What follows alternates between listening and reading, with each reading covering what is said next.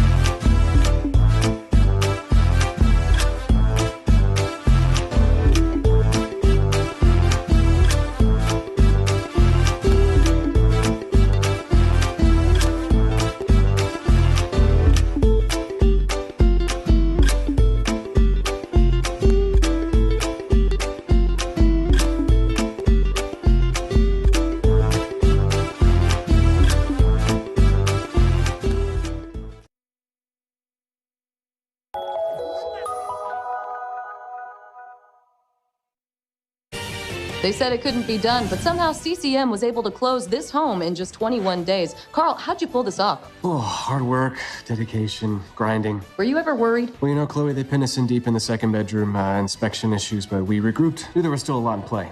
Well, I'm sure the Franklins were pleasantly surprised. We got a good organization here. A lot to look forward to. Good luck with the next close. And there you have it. Cross Country Mortgage is dedicated to getting it done.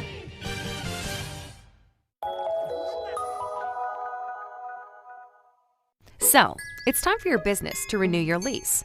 Or perhaps you're right-sizing or relocating. This can be an exciting time, but it's also a major project to undertake. Hundreds of decisions to make, some of which may impact your business for the next decade. You know you need an expert on your side from start to finish. What if this expert had no conflicts of interest, no landlords to answer to, and a fiduciary responsibility to work solely in your best interest? Someone who knows the questions to ask, the levers to pull, the pitfalls to avoid. Enter the experts at Gola Corporate Real Estate. They've seen it all over the course of thousands of transactions in dozens of industries. Gola gets it. And what if those experts came with a team? Subject matter experts to manage everything that comes with this process. Space planning and design, relocation planning and budgeting, helping you manage your vendors, construction oversight, all with zero out-of-pocket cost to you. A turnkey experience that adds real value, value that flows right to your bottom line. Gola gets it. We've been partnering with clients like you for over 40 years, and we know what's important: solving problems, creating flexibility, protecting and stretching your dollars. Philadelphia-based with a national presence. Get to know Gola. Gola gets it. When your car needs repairs and you can't wait, Meineke can help. With life's crazy schedule between work and family, you'll love Meineke's same-day service. Call today and Meineke will get your car in today. For new brakes, exhaust repairs, or your check engine light comes on, trust Meineke to do the job right. And families have been coming to Meineke for years because Meineke works on any make or model vehicle. Same-day service, value, and trust. Meineke, doing car care right. Be a part of the biggest live events. The must-see matches. He's gone! The game day celebrations. Experience live sports and entertainment the way they're meant to be seen. With Joe Hand Promotions, the global leader of live entertainment for bars, restaurants, and cinemas. Create unforgettable moments that fans won't want to miss. Keep the food and drinks flowing with watch parties that will bring customers in the door and expand dwell time. And watch as these visitors turn into loyal customers with exclusive content relationships with the nation's largest sports and entertainment providers. In over 10,000 bars, restaurants, and cinemas across America, and customizable packages for every type of venue. Make your business the place for the next must-see event. Because if fans can't make it to the stadium or arena, your venue is the next best place.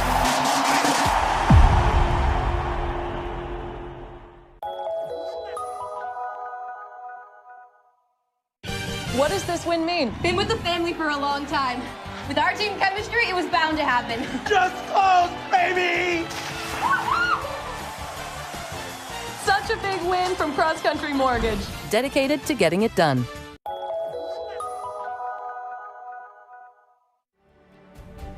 Welcome to LaSalle. I'm Brother James, the school's president since 2012, and I am so happy you're taking some time to explore all the opportunities LaSalle offers to a young man beginning his high school career. But first, I wanted to share with you some history. LaSalle College High School is named after John Baptiste de LaSalle, who was born in Reims, France in 1651. In de LaSalle's day, education was largely for the sons of the upper class and delivered in Latin. De LaSalle saw the impracticality of this approach for meeting the needs of many of the working class children, so he pioneered both education in French, the vernacular language, and teaching many boys simultaneously. Thus, the modern classroom was born. To receive those benefits, the students in de LaSalle's Christian schools required teachers. These men became the first brothers. When they came to Philadelphia in the 1850s, the brothers of the Christian schools found Irish and German immigrant families living in conditions not very different from those de LaSalle encountered with his students. Beginning with primary school education, the school that became LaSalle College High School started in West Kensington in 1858, moving 3 times before coming to this beautiful Wynmore campus in 1960. The founding LaSallian vision had community at its core, believing that students should behave as brothers to one another and that the teachers function best like older brothers and sisters to the students in our care. Yet the LaSallian story is also one of unceasing innovation, a commitment to respond to the needs of the present with the same creativity that got it all started in 1680. We clearly face some daunting challenges today, just as we did 340 years ago when the LaSalle schools began. As you continue to explore all this school has to offer, I think you will find us uniquely prepared to help you meet such challenges, to thrive and grow throughout life, whatever the obstacles. If you're looking for a high school where teachers will not just impart knowledge, but will serve as mentors and guides throughout your life's journey, where you won't have just classmates for 4 years, but brothers for life, where you will not pick up just skills, but find your life's calling, where you will not just become successful in life, but learn to be successful at living, look hard at what LaSalle has to offer.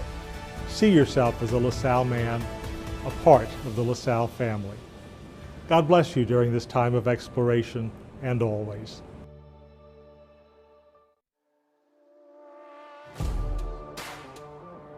I feel like LaSalle is one of those high schools where every single sport team is a really good sports team.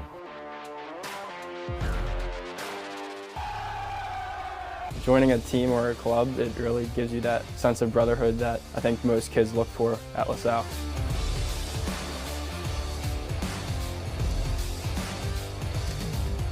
I'd say the coaches are supportive because they're constantly encouraging you and they want what's best for you as well.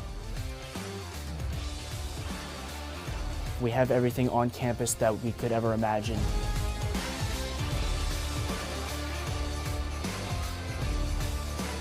And we all look out for one another. We want to help each other succeed. Make sure that we all can reach our maximum potential. When you spend so much time together with your brothers, you really develop a bond that's just unbreakable.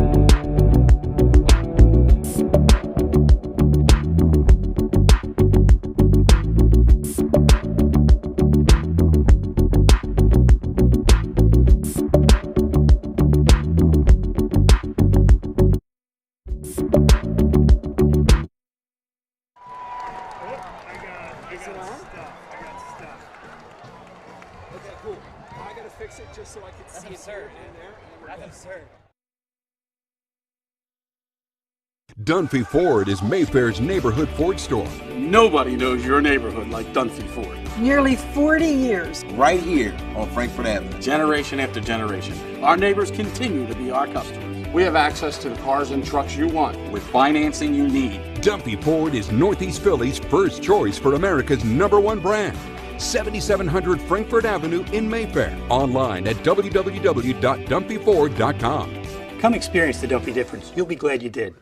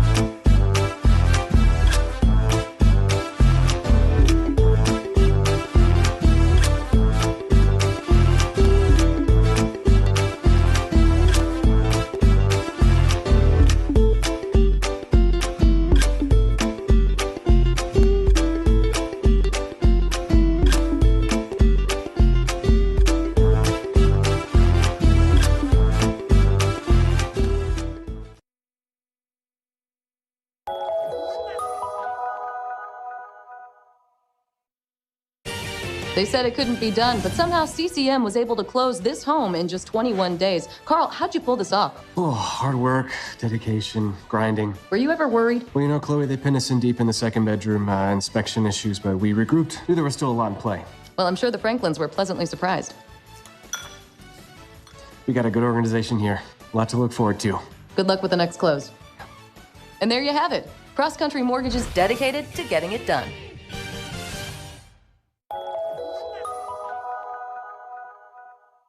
So, it's time for your business to renew your lease. Or perhaps you're right-sizing or relocating. This can be an exciting time, but it's also a major project to undertake. Hundreds of decisions to make, some of which may impact your business for the next decade. You know you need an expert on your side from start to finish. What if this expert had no conflicts of interest, no landlords to answer to, and a fiduciary responsibility to work solely in your best interest? Someone who knows the questions to ask, the levers to pull, the pitfalls to avoid.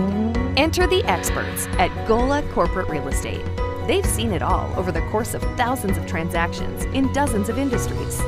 Gola gets it. And what if those experts came with a team? Subject matter experts to manage everything that comes with this process.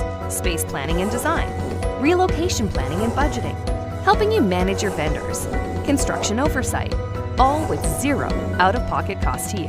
A turnkey experience that adds real value that flows right to your bottom line. Gola gets it.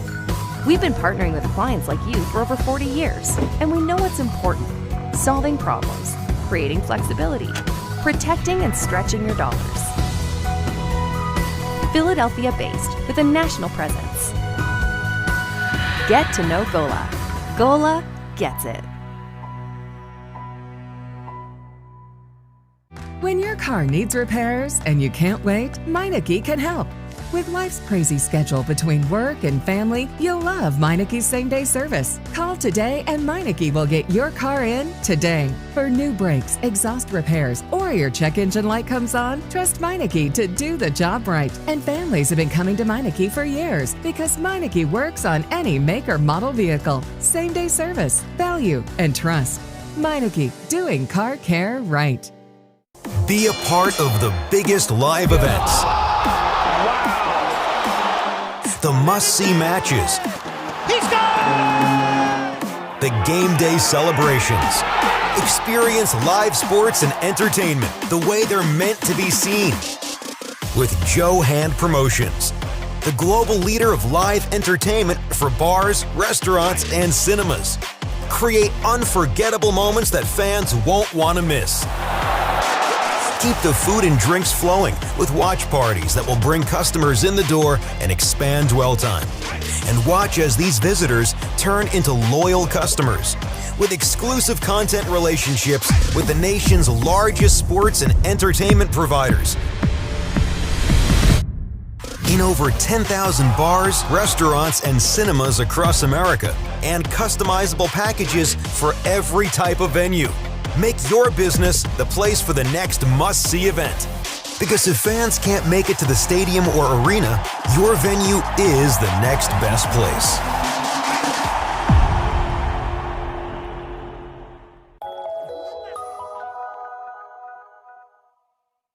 What does this win mean? Been with the family for a long time. With our team chemistry, it was bound to happen. Just close, baby! Such a big win from Cross Country Mortgage, dedicated to getting it done.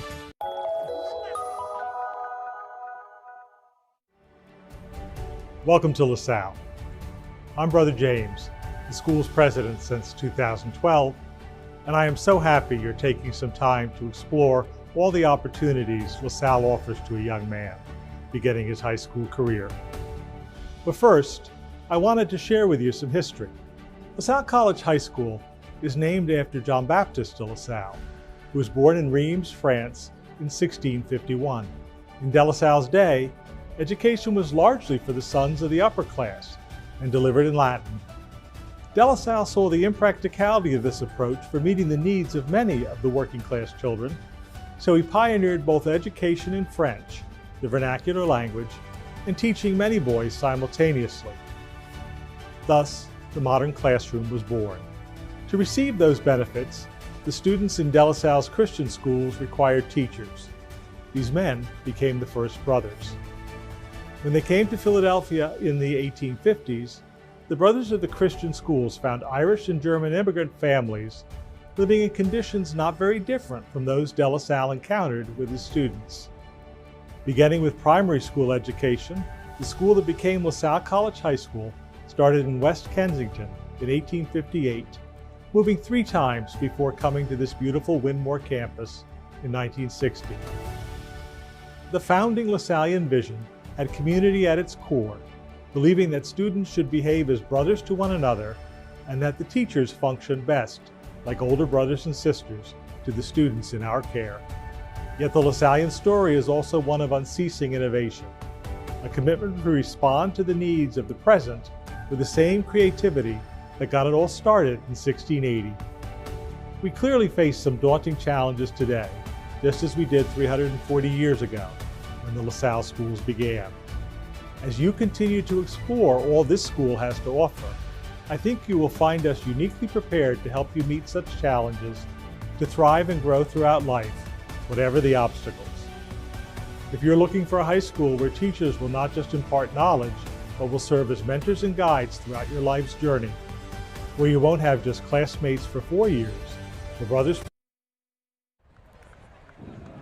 Good evening again, everyone, and welcome back to Upper Dublin High School. Bob Long here with Oliver Gomez, Alex Shevchuk, Tyler Kern, and Keith Binsfeld on the camera. As we talked about in the open, this game has been highly anticipated. This is the game where folks all across the state are keeping their eyes here on this southeastern Pennsylvania small town. LaSalle High School has not beaten St. Joe's Prep since they won the Catholic League Championship back in 2021. St. Joe's Prep, they've won just about every state championship, all but 3, going back all the way to 2013.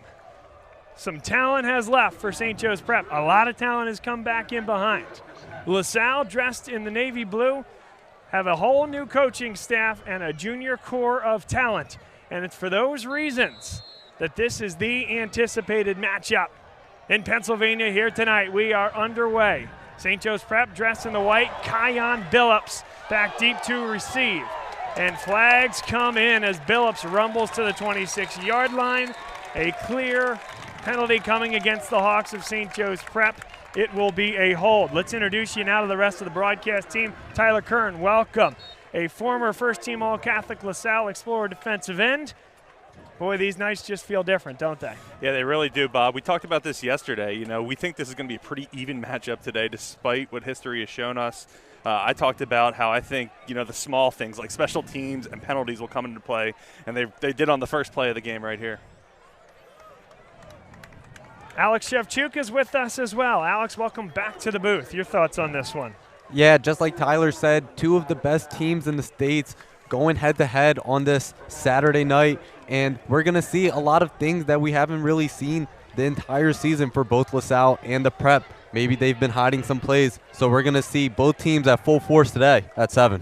Let's meet the starters for St. Joseph's Prep, led by the sophomore quarterback Charlie Folk, a young man who follows in the footsteps of Kyle McCord, which moved into Samaj Jones. And it's nice to have a 7-year plan at quarterback. Might turn into a 10-year plan between McCord for 4 years, Jones the starter for 3 years, and Folk on his way as a sophomore to play here for 3 years for St. Joe's Prep. He hands it off to the Ohio State commit, Isaiah West, who goes nowhere.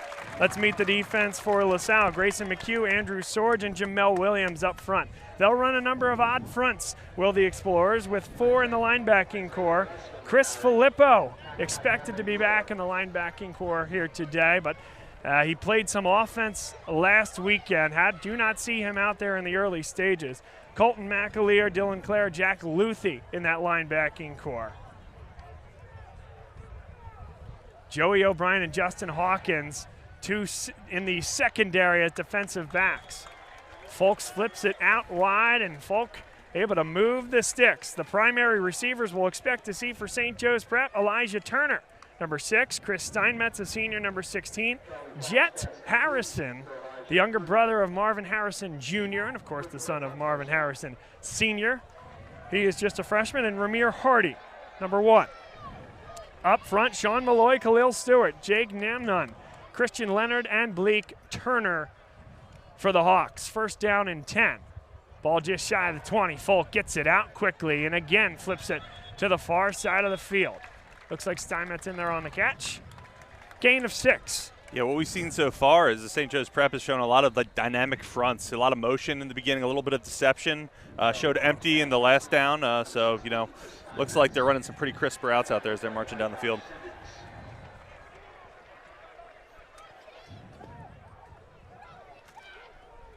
Clock ticks to 10:39.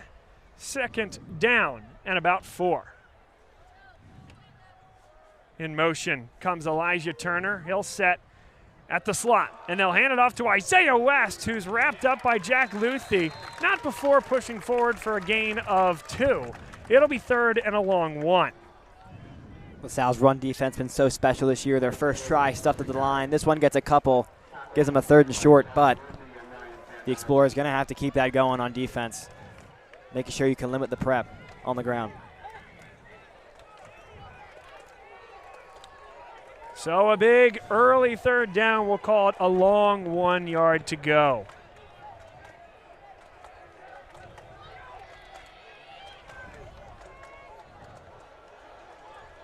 Late getting on the field is Grayson McHugh. So LaSalle has 10 defenders.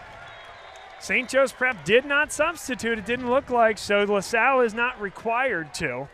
They're not required to give LaSalle time to do the same. That's McHugh, 78, as you see there coming onto the field. We haven't seen him on defense all year from what I can remember. Obviously, defensive end starter last year, moved to offensive tackle this year. First down and 10, ball at the 35-yard line. Harrison is the wideout on the near side of the field, and look at that matchup against Joey O'Brien, Michigan, Alabama offers, and Jet will have plenty of those coming up. They run the little rub route, and West is wrapped up, but not before a gain of 5 yards. In there on the stop, coming up from the safety position, we've talked about him a lot, Eddie Sutter. Eddie Sutter made some big plays starting off the year, a nice tackle. Obviously some of his best play of the year, including the interception down at the beach to end that game. Gavin McConnell will come in a halfback position. We'll see him over the course of the day. LaSalle doesn't have enough numbers out on the wide receiver core. Folk and the Hawks did not realize it. Joey O'Brien was jumping up and down in the air. That's him on the right side of your screen there saying, there's 2 receivers. We only have 1 defensive back. Really lucky that wasn't recognized by the Hawks there. Joey O'Brien maybe shouldn't have shown that so much, but they committed to the play that was called, which was a run right up the gut for no gain. A lot of confusion on this Explorers defense. Third down and 5. Billups got that last touch. Kion Billups, the backup. He's a junior and a terrific back as well. He stays in for this key third down and 5. 8 minutes to play here in the first quarter. Folk pressured, and he eludes 1. Intercepted. And how about the defensive end sliding back into coverage, Gavin Muller. It just feels different. This is the year for LaSalle. If you want to get it done, and this is the best start. You get pressure to the quarterback. Sliding down Muller to pull this ball off the ground, and LaSalle has got something going to start this game. That's a close call. I don't know if he got his hands under that, but ruling on the field is interception. Oh, he looks kept good it up. here. Yeah, wow. That's a great look from Keith Binsfeld on the camera, and we'll slow it down even more. Pulls it off the turf. So now LaSalle, quick into action as Joey O'Brien tight ropes the sideline. Marked out of bounds at the 30-yard line. That's a gain of 13. And both offenses coming out quickly. These quick developed routes, these crisp throws from these quarterbacks. It just seems like a battle of who makes the least mistakes. And there's been a lot of mistakes so far and only a handful of plays from both sides. But, the Explorers come up on top so far. How about that sunset? Beautiful evening here at Upper Dublin High School.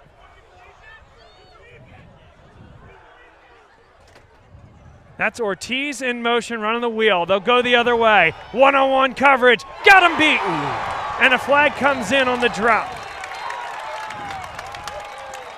That's a good throw by Gavin Sidwar. The receiver certainly had the advantage.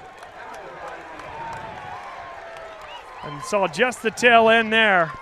That's the defensive back for St. Joe's Prep, number 20, Messiah Acree. And again, very similar to the Explorers, a lot of confusion on the Hawks' defensive side of the ball, a lot of jumping up and down, similar to Joey O'Brien on defense. I mean, that's what the intensity brings here to this day. Both defenses, both in confusion, offenses are antsy. And this is the LaSalle versus St. Joe's Prep game, and this is what we are here to expect.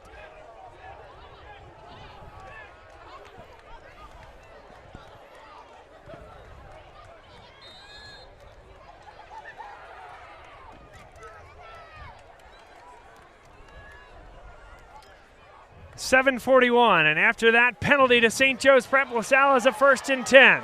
Sidwar, he'll get to the sideline and he'll be guided out of bounds. The defensive front seven for St. Joe's Prep is fantastic. Up front, they'll play a front four: Chase Whitmire, Sean Stratz, Alex Haskell, and Jason Nitz. Charles Ravelli will be the first one off the bench to provide fresh legs. And then you think about this linebacking core. It's as good as there is in Pennsylvania, folks. Anthony Sacca, a Notre Dame commit. Cam Smith, a Penn State commit. And Brandon Lockley, a super sophomore who continues to impress. We talked about Messiah Akery, the sophomore. He's been a little banged up back to the contest last week. And, of course, expect him to be healthy here today. Josh Simmons handed the football, and a loss. In there on the stop, Haskell. Haskell, a junior with Minnesota, Michigan, Wisconsin, Penn State offers, amongst others. Neither team able to get the run game going early. That was the first give from LaSalle. They go to Simmons. He's wrapped up behind the line. Yeah, really emphasized, the superstars that Prep has in their front seven on defense that Bob just emphasized. It's going to be really hard to establish the run game. 7:02, clock ticking here in this first quarter. And LaSalle now faced with a 3rd down and 11. Line to gain is about the 5-yard line. 4 wide. Simmons, the second running back, is lined up in the slot, but that hit triple zeros. A delay of game coming against LaSalle. It's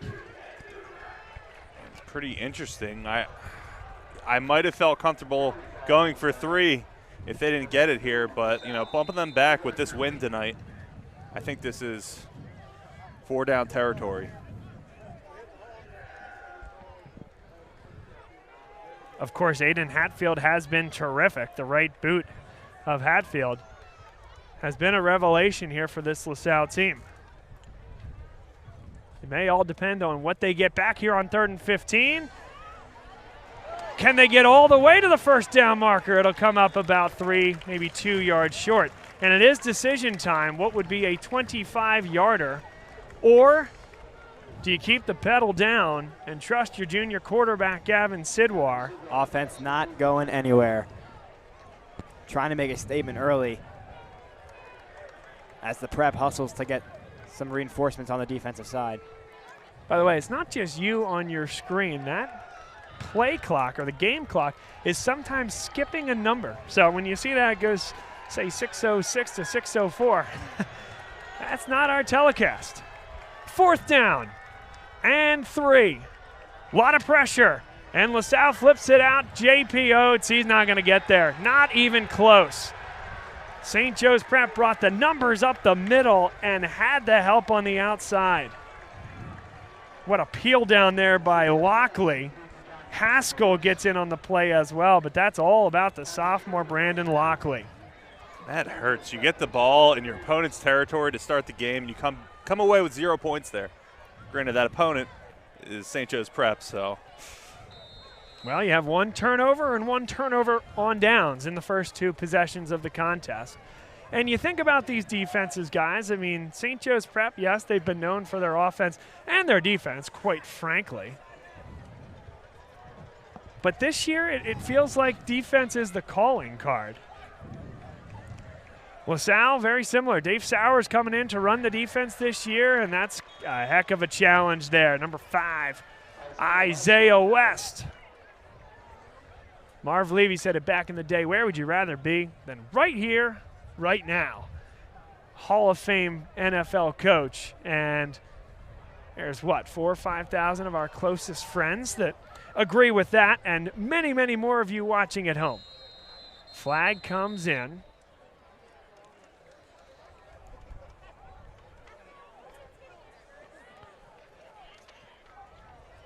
And a false start is called against St. Joseph's Prep. So what was 2nd and 4 becomes 2nd and about 9.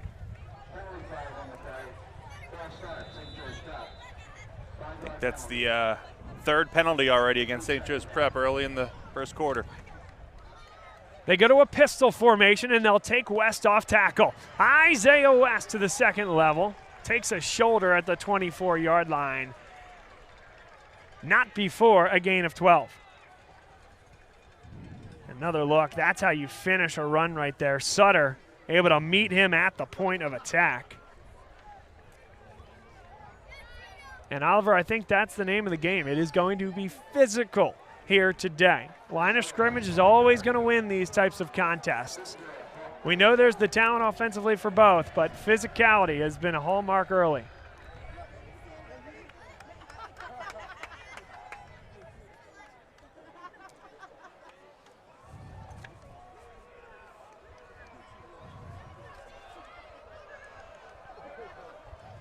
Looks like Jameer Rowe, the big receiver, has checked into the contest, and another penalty. That comes from the back umpire, which is always, well, in most cases, going to be a delay of game, and that's the case here. One for each side, the prep. But before that happened. Oh, wow, they got it off. Yeah, the line judge had head coach Tim Roken calling for a timeout. And let's talk about Tim Roken, because it is, you talk about a 7-year plan, maybe a 10-year plan at quarterback for St. Joe's Prep, as we said at the jump, with Kyle McCord for 4, Samaj Jones for 3, and maybe Charlie Folk for another 3 years at the quarterback position. Tim Roken comes from the Gabe Infante system. So Gil Brooks coached this program for many, many years, did a great job, and kind of put St. Joe's Prep on the map in large regard. Gabe Infante took that to another level. And until he went to coach at the college level, Tim Roken, his longtime coordinator, came in to take the position. Tyler, you've had the depth of experience to see what Tim Roken has done, I think, as far back to your time as a player when he was a coordinator, and now what he's done for this program as the head man. Yeah, I mean, the wins speak for themselves here, Bob. What this program has done over the last decade is nothing short of impressive. 1st and 10, ball at the 29. Falk over the middle. Novotny could not catch it. That's the junior tight end, Rob Novotny. Talented, physical guy, Alex, but just couldn't bring it in that time. I don't know if that's just luck for LaSalle or just unfortunate for St. Joe's Prep, or maybe it's just both, but that could have just been a touchdown right there for St. Joe's Prep. Eddie Sutter, the only defender in the area to try and make a tackle if he comes down with that, and if he breaks free, he's in for 6. Turner, the senior wideout, split out wide. Josh Simmons, the sophomore running back and defensive back, to guard him, but they'll just go up the middle with Kyon Billups. Got 11 when he needed 10. 1st down. One more look. You can just see that physicality, as you mentioned, Bob. This game is all going to be about physicality. I mean, there's crisp routes being run. You know, good coaching is needed, but at the end of the day, it's, moving that line of scrimmage.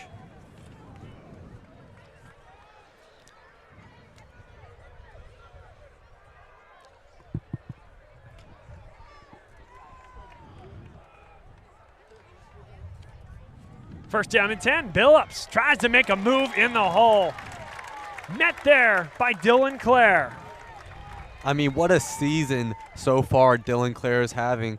I mean, he's just been leading the LaSalle defense with sacks, tackles, interceptions, and even touchdowns on both defensive and offensive plays. He's just been doing everything for this Explorer squad.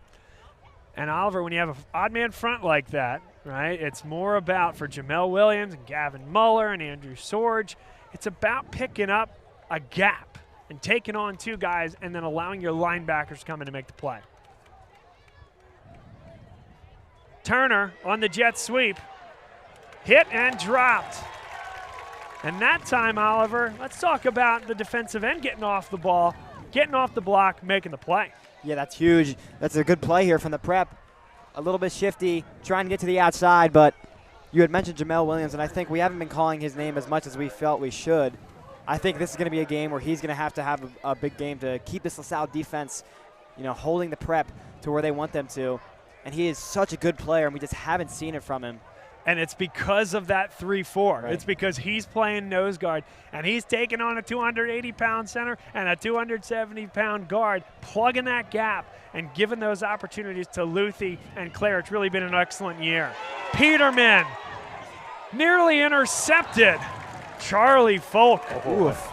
Oh, my. They might get him for roughing the passer here. Let's get another I think that's look. Intentional grounding. Yeah, I don't know if there's anybody in the area. Let's get another look. Made it past the line of scrimmage, but but there's no eligible receivers in that area. It's just big linemen, as you see there. Yep. Good look from Keith Binsfeld. That one actually fell to the feet of the center, Jake Namnon. So let's see what the call is. Back to live action. The official in white is who you're looking for that call.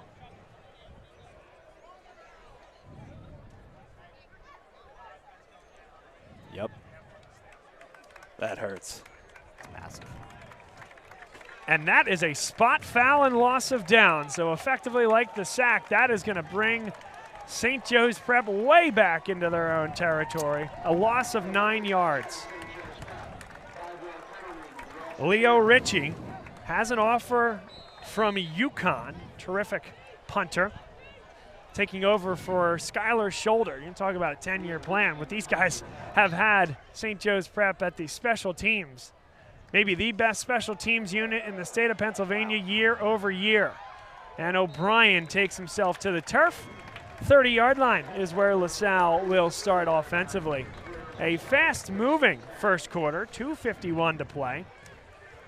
And 2 offensive possessions for St. Joe's Prep, nothing doing. Oliver, what have you seen thus far? Yeah, it's been, we mentioned it before, a lot of confusion trying to get themselves figured out, especially on the defensive side. But offensively, there's been signs of life for both teams, with LaSalle rolling the dice, trying to get a touchdown on 4th down. Didn't work out. But you've got to change up your game plan here. You got to make sure that from now on, I don't know if you're in Hatfield's range, I think you got to take those points from now on. But I don't mind trying to roll the dice and punch the Prep in the throat early in this one. Punch him in the throat. Des Ortiz, the man in motion. Physical coverage. And Joey O'Brien actually had a great look at it. But that's Messiah Acree with a thumbs down. And that is a senior type play. Ryan McDonald, the senior number 9, tells him no more of that.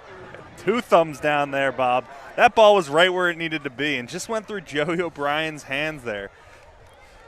And there's the Ryan McDonald, the senior. As I mentioned, it's a emotional contest here. Let's put it that way. I like a little swagger with the defensive backs. That'll be a fun matchup to watch. Acree is a terrific player, just a sophomore.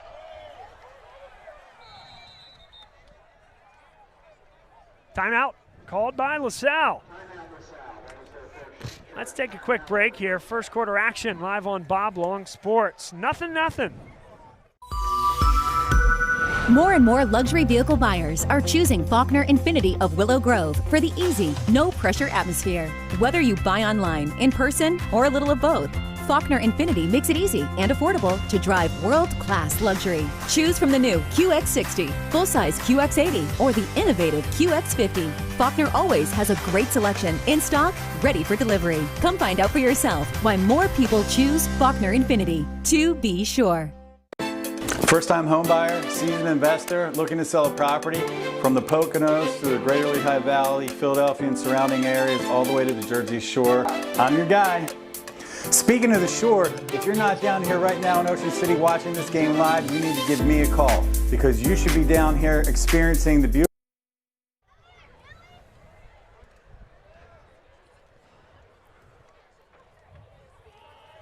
Handoff and nowhere to go. That's that front 4 of St. Joe's Prep. Haskell got a lot of initial penetration. No gain.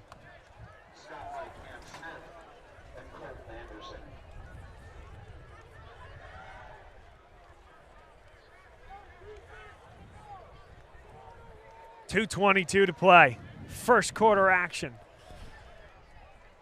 It's a 3rd down.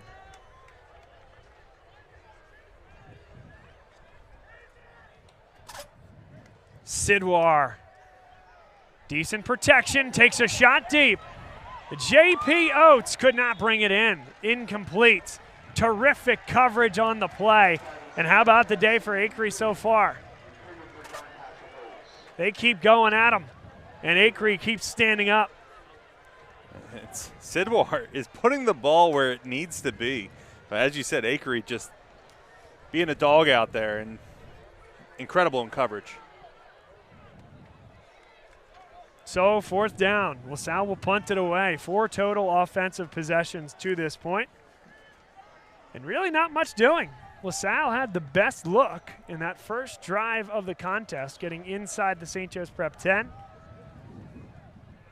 This is where St. Joe's Prep is so good. They nearly got that punt. And that's going to take a Hawks hop. They'll get great field position starting at the 45. Seems like every other contest, Tyler, this team's blocking a punt and taking it back the other way. Nearly happened that time. Yeah, I think you could attribute that to the coaching, as you were saying earlier, Bob. But this is clearly going to be, I mean, I don't want to speak for it. We're only in the first quarter, but it seems like it's going to be a low-scoring contest and a battle of field position. And Prep with the best field position, starting field position they've had all night.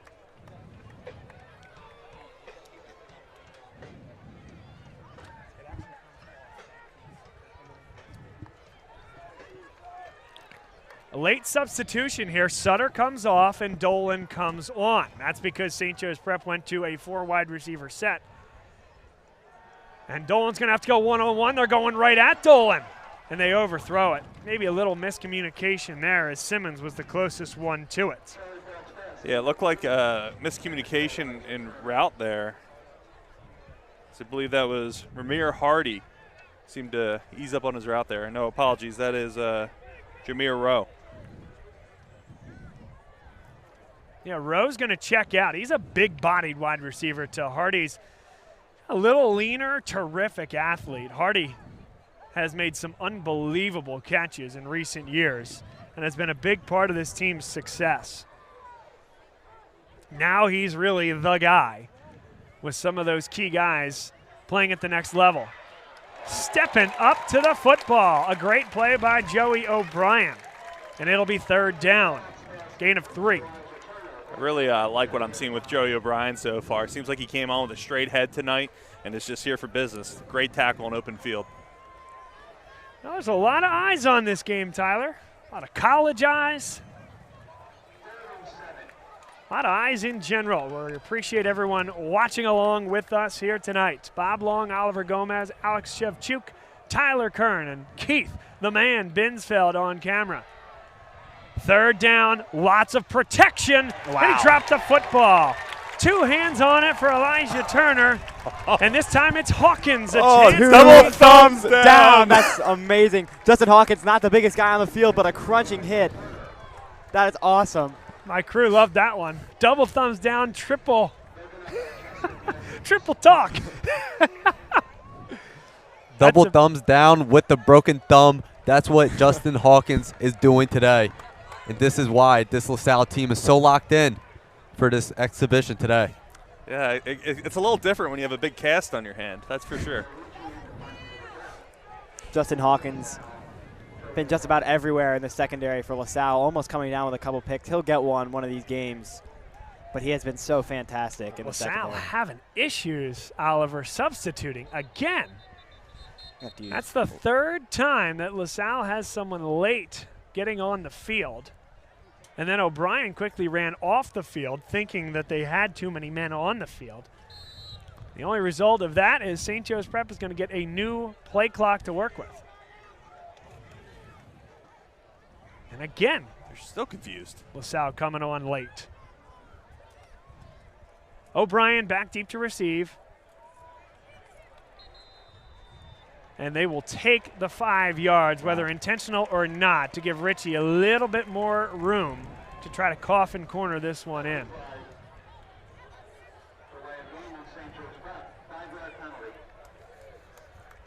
It's a 5-yarder. This feels like a game of chess, Bob. Well, you really want to play chess? Decline St. that Joe's penalty. Prep not given the chance to take the yards. LaSalle declines it. Boy, I'd love to see Tim Rogan think about, okay, you want to decline it? We're going for it now. 4th and 7 on the LaSalle side of midfield. LaSalle brought the heat. He got it off well. And O'Brien, boy, what a punt. Downed inside the 3. Nothing to do if you're Joey O'Brien. That's exactly the right play. He's got his heels on the 9-yard line. If it goes over your head, a lot of folks will say the 6. Talking about 3 yards there, but if it's going over your head, let it go. and the odds are in your favor. That time is just a heck of a kick with some backspin by Leo Ritchie. Tyler Curran looking for some of that with his wedge game. I don't need any help with the wedge game, Bob. But kind of funny there, just seeing Joey O'Brien staring at the sideline, shrugging his shoulders, like, what else am I supposed to do? You hit the nail on the head there. And, again, I'd like to reiterate, I do not need any help with my wedge game. That's right. We were playing yesterday, Tyler, getting prepped for this matchup, and my man holed out from 130 yards.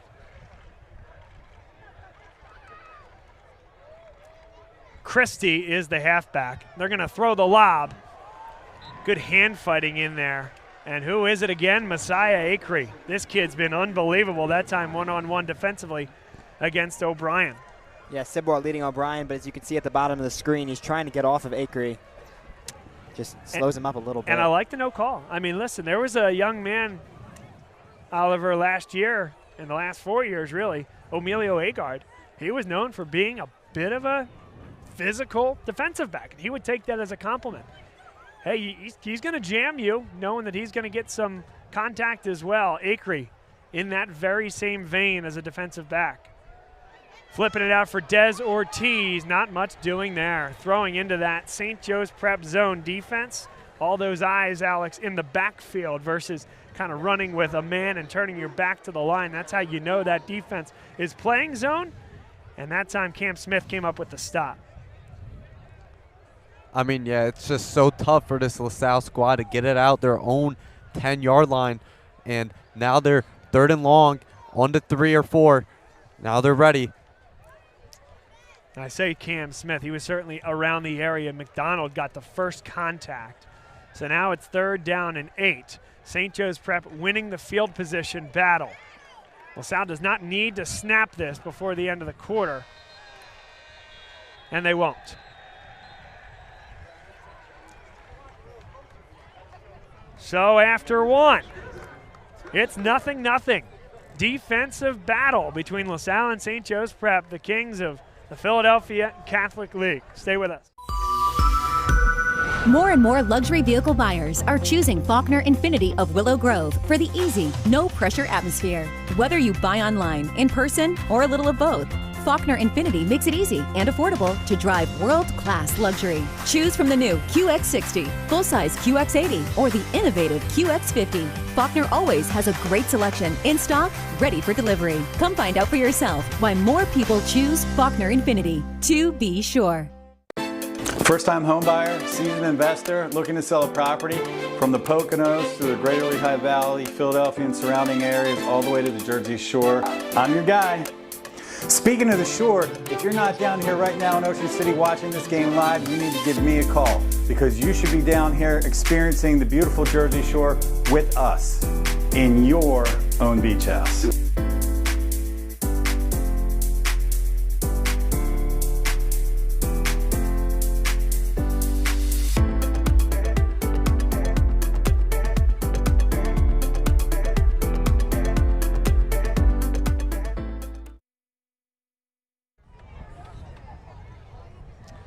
Start of the second quarter. LaSalle deep in their own territory. A movement of the first down would go a long way. Wind starts to gust, and it'll be in LaSalle's face for this second quarter. St. Joe's Prep, they love to shift up front. And it induces a false start, which will be half the distance to the goal. Back them up about 3 yards. You're just, I think trying to obviously get the first down, but more importantly, mitigating any risk of turnover here. Maybe give your punter a little bit of room. Safe pass or keep it on the ground. You get the sense that this is an important play. St. Joe's Prep licking their chops. LaSalle's going to spread it out with 5 wide. And Sidwar gets it out quickly. Incomplete. And they'll punt the football away into the wind. Here comes Hatfield in the special teams unit. Prep got incredibly close last time to blocking that punt. If there was a time to bring the house, this is it. You have that. You have about 11 yards of space to the back of the end zone for Hatfield to work with. Just got to get rid of it quick. Let's get a tight look at this one here. Aiden Hatfield with his toes about a yard from the back of the end zone. And another false start. I'll tell you, it was off screen. That punt was hit well into the wind, and it died in the air and landed at the 29-yard line. That's a good punt. St. Joe's Prep is going to have some kind of field position when this is all said and done. Yeah, it's almost like, and the Explorers have utilized this in the past. It almost seems like they should have rushed through this to try to get the punt off before a change of field.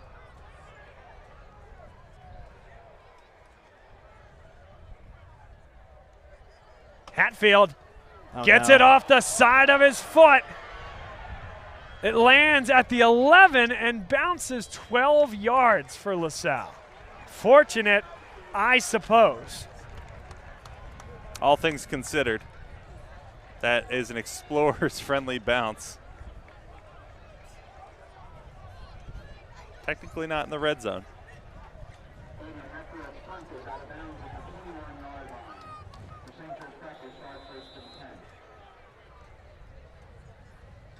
So still scoreless here in the second quarter, but what has turned into a defensive and field position battle unequivocally. We got that balance in favor of the Hawks right now.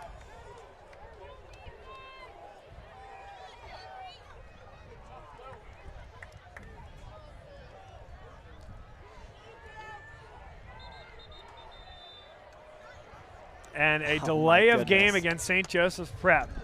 How do you do that? Sloppy. All night. Both sides have been a little sloppy. And that one's unforced, right? Right, there's a behavioral penalty. Right, there's a mental penalty. There's something where, okay, someone's got you beat, you grab. Okay, right, that's based upon something the other team does. That is an unforced error by St. Joe's Prep. Folk trying to make up for that. It's a bullet to the end zone. Incomplete.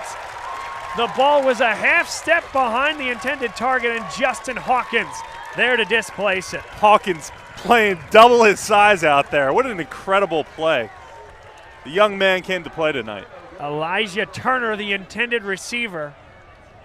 And it was on that, again, it was on that left hip, not the right hip. If it's on the right hip, it's a touchdown.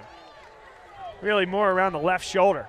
Ball's on the right shoulder. It's 6-0 St. Joe's Prep right now. Toss sweep. That's Rowe. That's the big boy coming in at wide receiver and shows the ballerina footwork at the same time to get back to the line.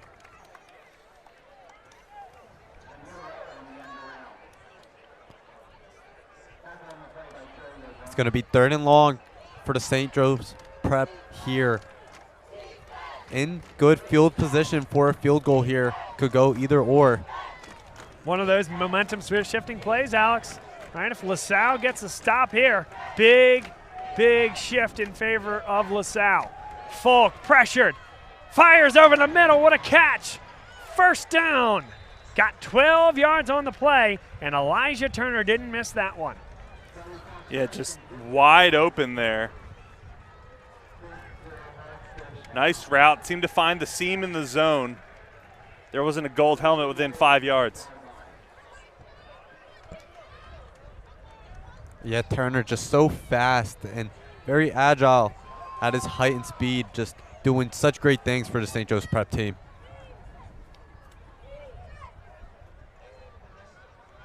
First down and goal, just inside the 10. 5 on that play clock. Folk, second read across the middle, again incomplete. Joey O'Brien in there on coverage. Jet Harrison, the intended target. That was such a tight window, and he still almost hit it.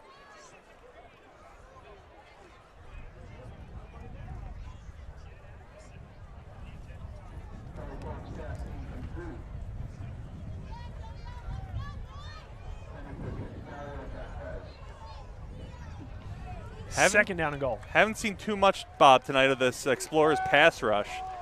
Been a pretty clean pocket for Folk out there. Handoff, they go off tackle for Isaiah West. Hit and dropped. LaSalle flying gold helmets to the football. And after a gain of 2, it'll be 3rd down. Explorers in a bend, don't break defense right now. Giving up what they need to.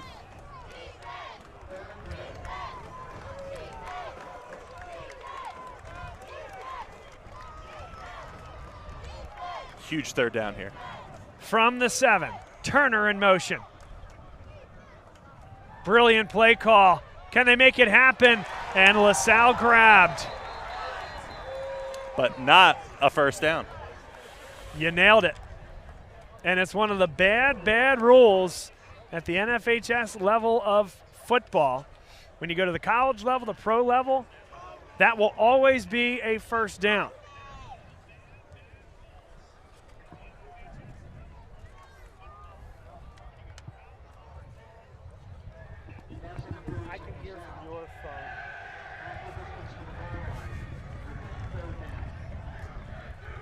So it's 3rd down from just inside the 5.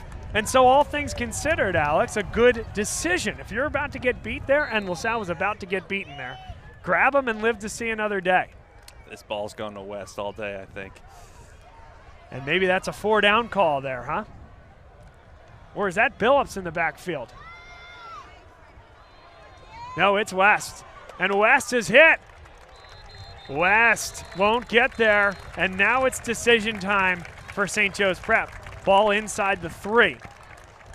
LaSalle on their first offensive possession, heading towards this very end zone, went for it on 4th and short. Did not get it. St. Joe's Prep. Someone's banged up. Do you take the bird in hand? West down.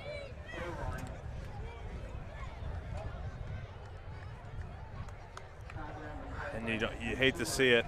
A much-needed breather for the gold helmets, but. So it'll be 4th down and short.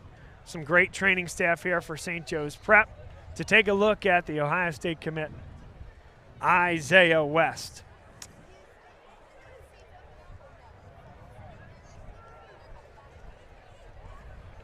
This portion of today's game is brought to you by a new sponsor here with Bob Long Sports, the Riley Rakowski Funeral Home, which is an enthusiastic supporter of the LaSalle football program. That's Andrew Buddha Rakowski from the class of 1998. He sends his best to Brett Gordon, also a fellow class of 1998, by the way, the student athletes here at LaSalle, and the LaSalle football program as a whole. The Riley Rakowski and Malloy Funeral Home is a proud sponsor of our coverage.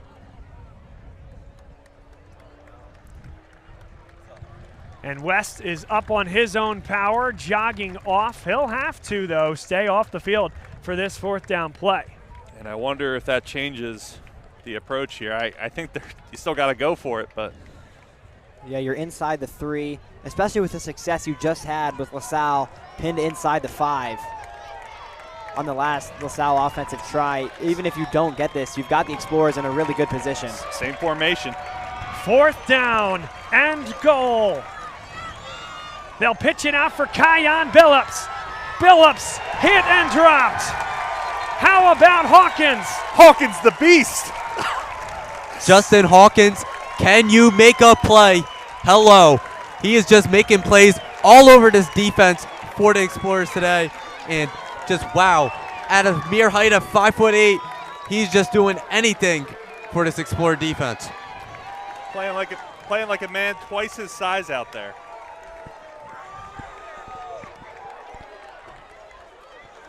He's the clear defensive MVP thus far for the Explorers. The Prep lost 2 on that play, so LaSalle get it at the 5.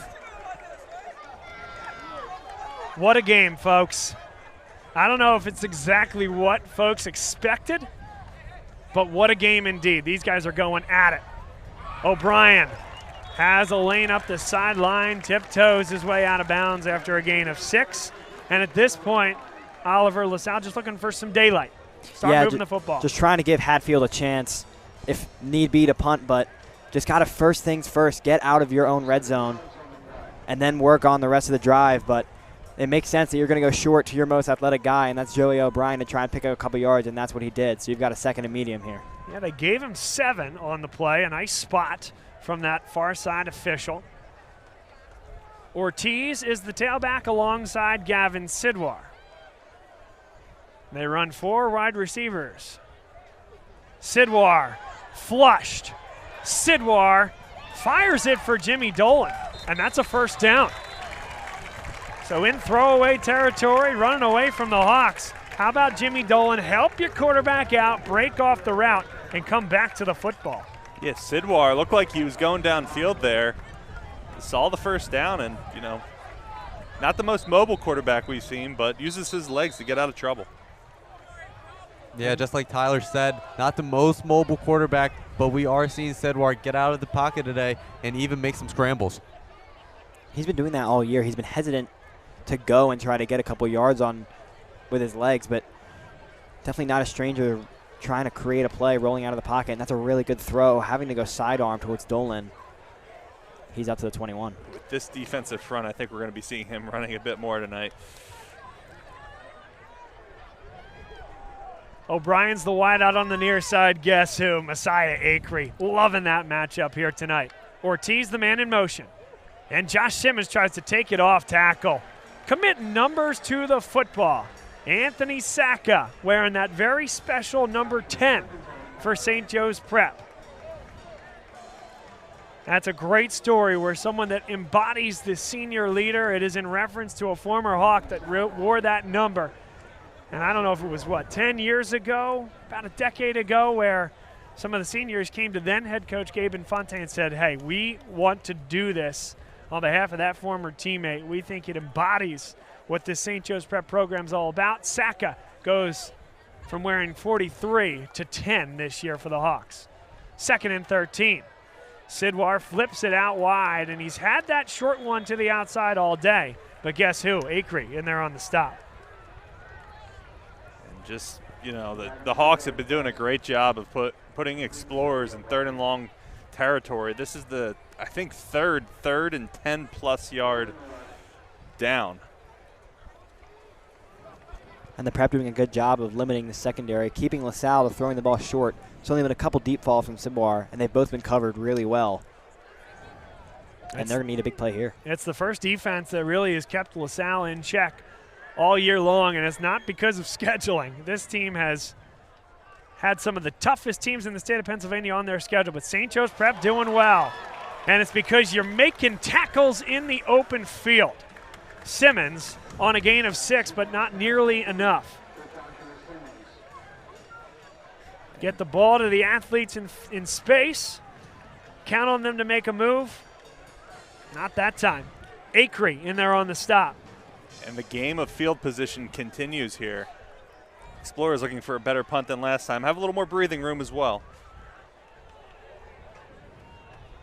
Hatfield with his heels on the 12. St. Joe's Prep set to return at their own 40. And Hatfield booms it. End over end. All the way back to the 30-yard line. And LaSalle stringing it out well. Jack Luthi, linebacker, special teams unit as well. Luthi is running twice as fast as anyone on the field out there. He just came out of nowhere. Elijah Turner is not slow, Tyler, to your point, and that's a linebacker chasing him down. Luthi, by the way, was out at Notre Dame with Joey O'Brien this past weekend, and what an opportunity for those two. Certainly Notre Dame hot on Joey O'Brien's tail, and Jack Luthi had a terrific visit. He's a prospect there as well. Our buddy Ed O'Brien wrote a great article. So check out all of Ed's work, and we appreciate what he does for high school sports. But he depicted Jack Luthi's trip to South Bend, a place no doubt he'd love to be. Jamel Williams. We don't say his name enough, Oliver, because he's picking up a guard and a center. Okay, how about now? Pick up a guard, pick up a center, and make the tackle. You want to talk about running into a wall, stop dead in your tracks, slam down right at the line, and it's 2nd and long for the Hawks. A terrific young man and a terrific athlete. Part of that 3-4 that Dave Sowers has put into place this year for LaSalle. Heard that helmet crack from up here with headphones on. Jamel Williams, a brick wall. 6:08 to play, second quarter. Scoreless. That score bug is not wrong. And by the shoestrings goes down Kion Billups.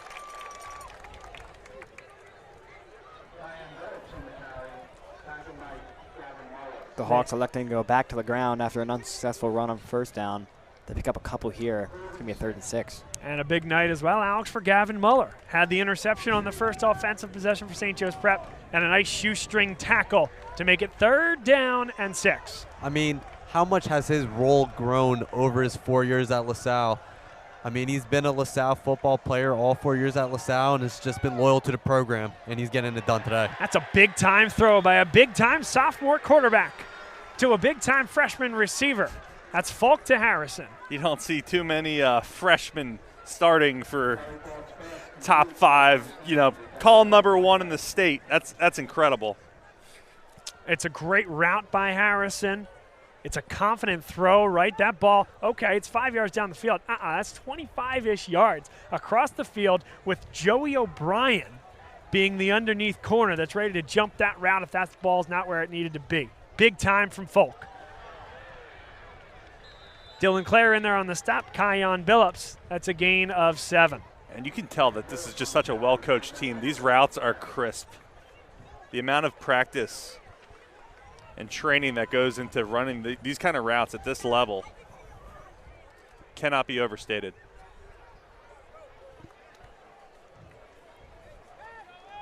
Clock's ticking here. Already getting late in this second quarter. A scoreless affair. This place just getting ready to jump. Folk and throws it into the turf. In the area was Jameer Rowe. LaSalle wants the flag. They're not going to get it. I don't think it got past the line of scrimmage. You can still have a receiver in the area. Otherwise, Tyler, right, every incomplete screen pass would be intentional grounding. As long as there's somebody in the area, it doesn't need to be past the line. Heads up play.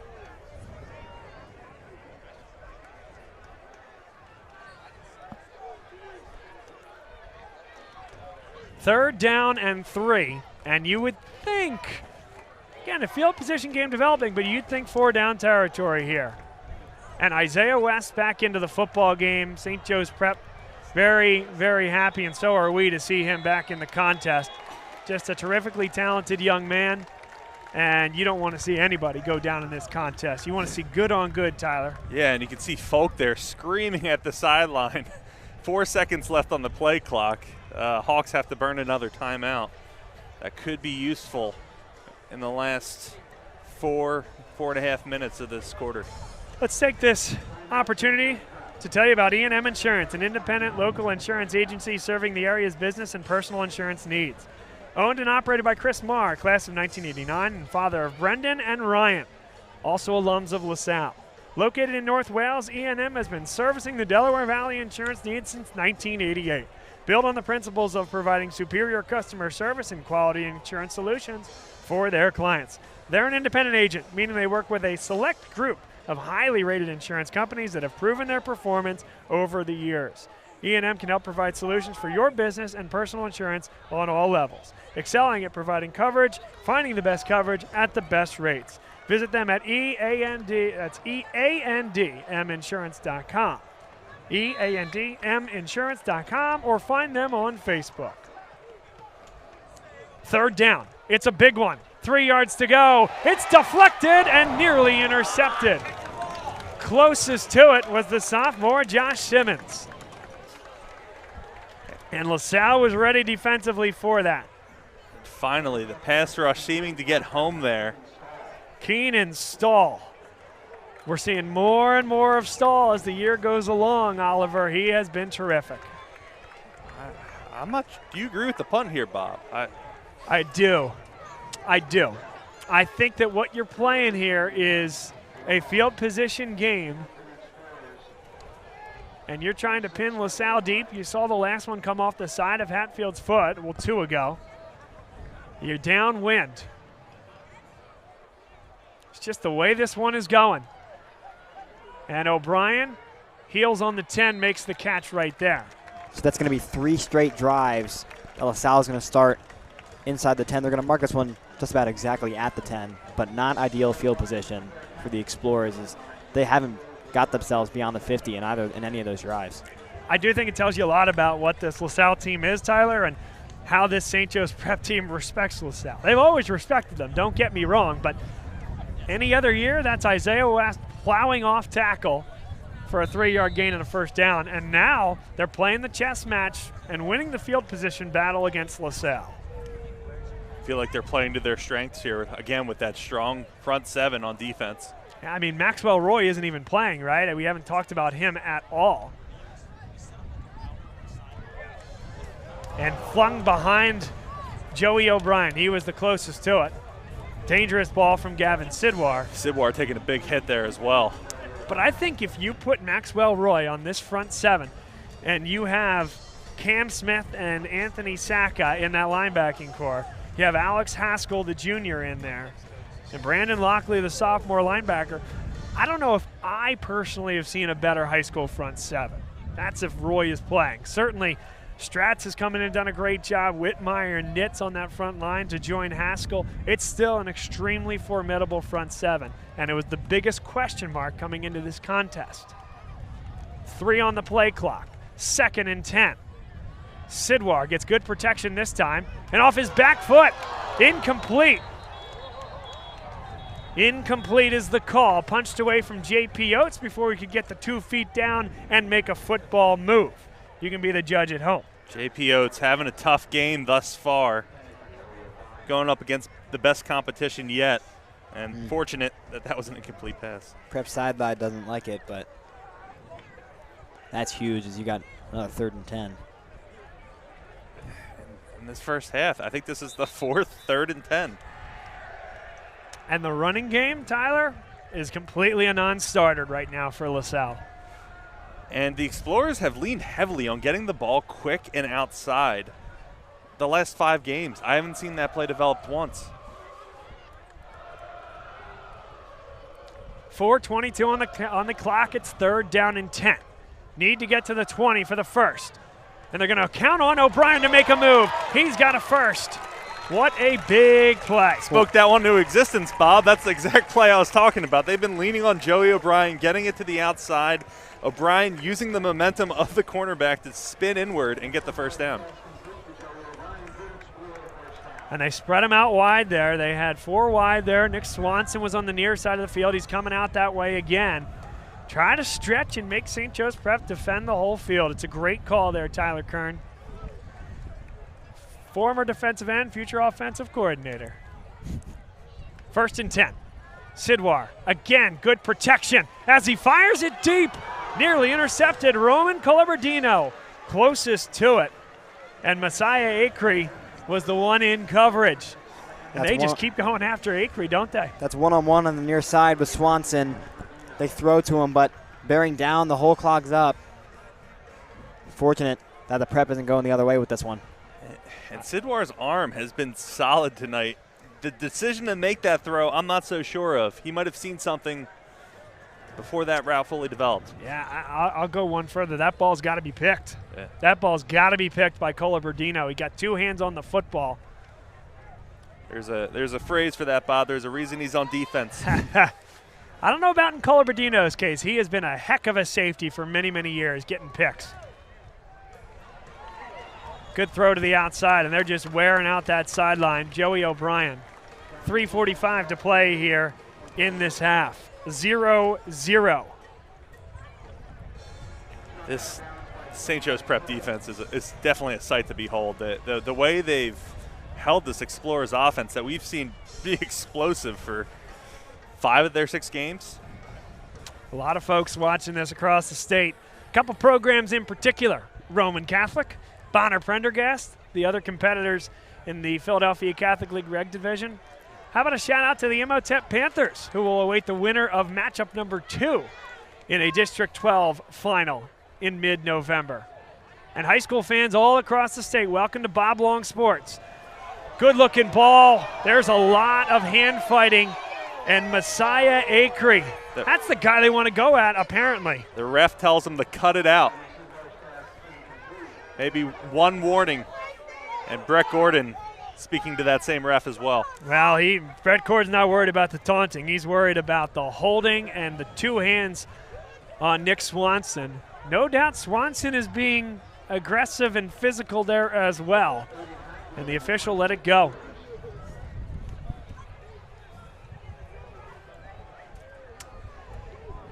Feels like every punt's a big punt, but St. Joe's Prep, the best team in the state at blocking punts, and not by a little bit.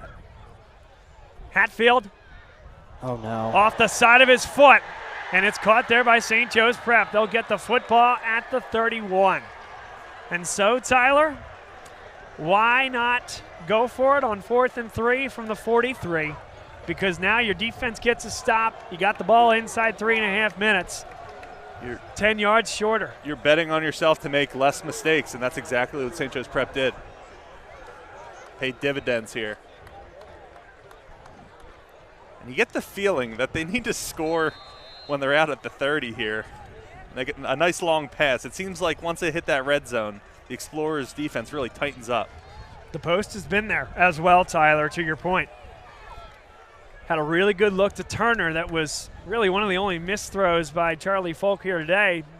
And not even that bad a throw. It was a better play by Hawkins. Good protection. Folk takes that shot. And that one got both hands of Turner. He couldn't bring it in. That's a perfect ball, and one that I think you got to lay out for, and you're looking at 6. And Hawkins on the coverage again. Just a great job. Just putting enough pressure on to make sure that catch was not completed. But yeah, as you said, Paul, the post was open. West in the backfield. Here's Rowe, closest to us. And they're going to put the sophomore Josh Simmons in coverage on him. Yep, and that is a full start. It's going to go against Rowe. My unofficial 8 penalties against St. Joe's Prep, not including the purposeful delay of game. Yep, just never got set.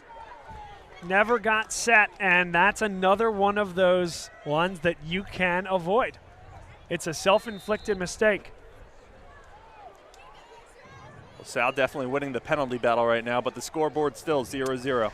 You know, St. Joe's Prep, I hate to say even when, they're terrific, right, until someone beats them here in Pennsylvania, the best team in the state.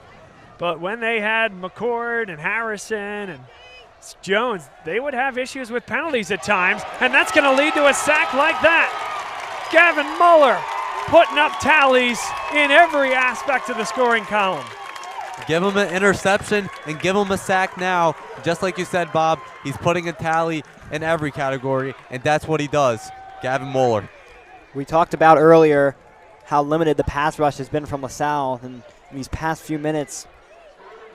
Slowly getting their shot to the quarterback, and that's a big play, and it's 3rd and 4 ever.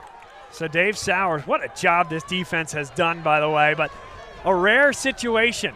3rd and 24, what do you do? They're going to rush just 3.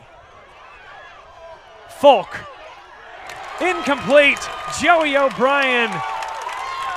It's a terrific defensive play. St. Joe's Prep this time wants the flag, but it's not going to come. You'll get a great look here from our guy, Keith Binsfeld. He keeps his eyes in the backfield. He goes up for the football. That's every bit of his ball, just as much as the receivers. That's a big-time play. And he stays out on the field right where he blocked that pass for the punt return. What a game. The past 2 drives, including LaSalle drive and this past Prep drive, have taken 1 minute and 40 seconds off the clock. That's it. As this ball, O'Brien's going to catch it. Yeah, he caught it at the 6, and that's right in that gray area there. I think the gray area got pushed back a little bit after that last punt.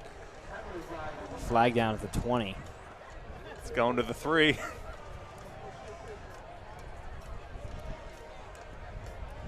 I assume that's a block in the back.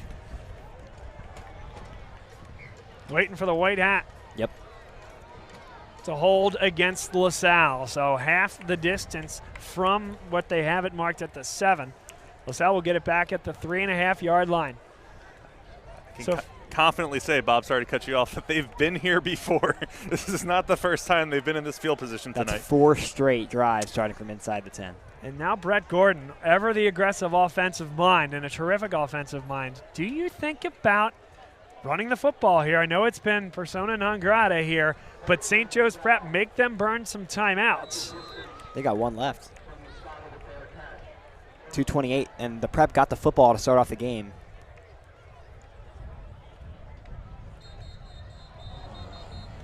Well, you can't back him up that well. It's offside against St. Joe's Prep.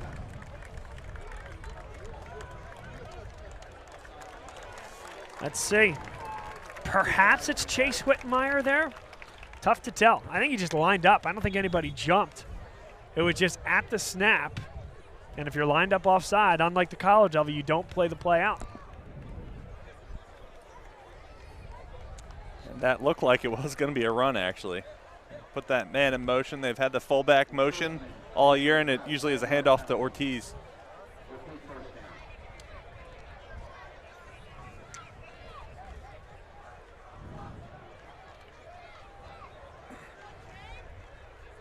LaSalle into the pistol again. Same setup they had. 3 wideouts. Christie's the halfback.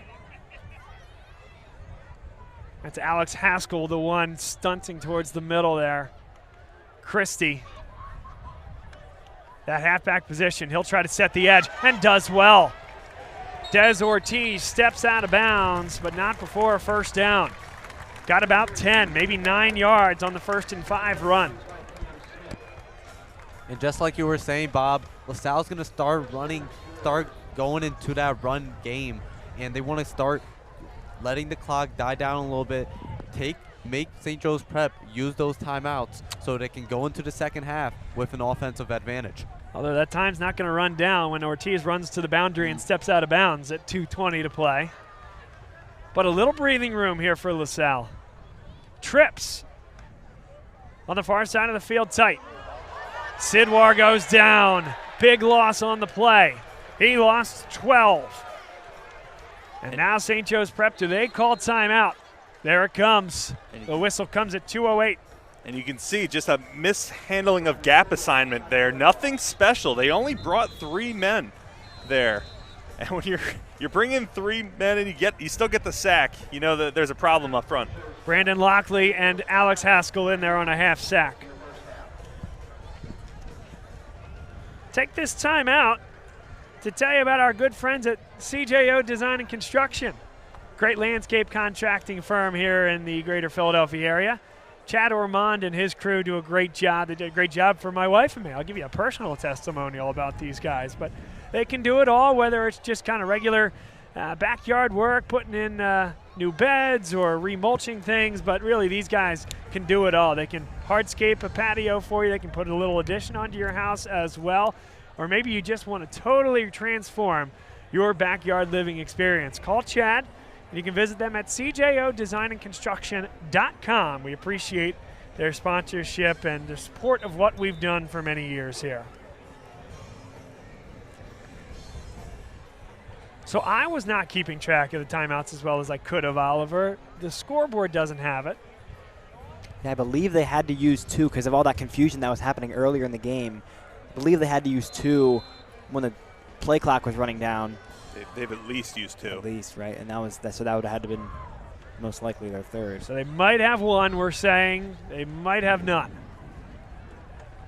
2nd down and 18 yards. Sidwar, good-looking ball.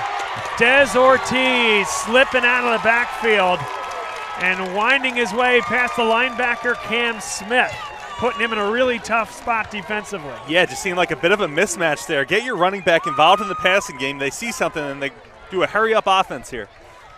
Right back to the line. So now you're thinking about scoring, not just getting out of the shadow of your own goalpost. Ortiz on a gain of 2. What a great football game. It really is a terrific football game.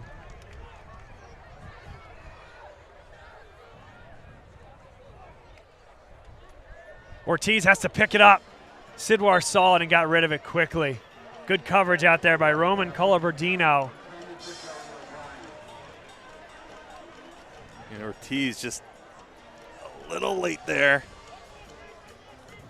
Chase Whitmire, the one providing the pressure on Sidwar. Whitmire, a senior. It does seem like St. Joe's Prep, well, they got depth, so that's part of it, but they always roll out one of those senior defensive ends that maybe has been sitting for a while or playing more reserve minutes, and then he comes into his own and has a first-team All-Catholic type of season. Could be Whitmire. 3rd down and 8 yards to go. Line to gain is the 46. Sidwar hit and dropped. Good job to hold on to the football there. Anthony Saka in there on the sack, as well as Cam Smith. Cam Smith did a great job here. Felt that it was a little too easy to get there, recognized the screen, and actually dropped into coverage here, which forced Sidwar to run. And so there's your answer, as St. Joe's Prep does not stop the clock. No timeouts remaining, and LaSalle can take this all the way down to 40 on the game clock. I think they'll do just that. 4th down and 11.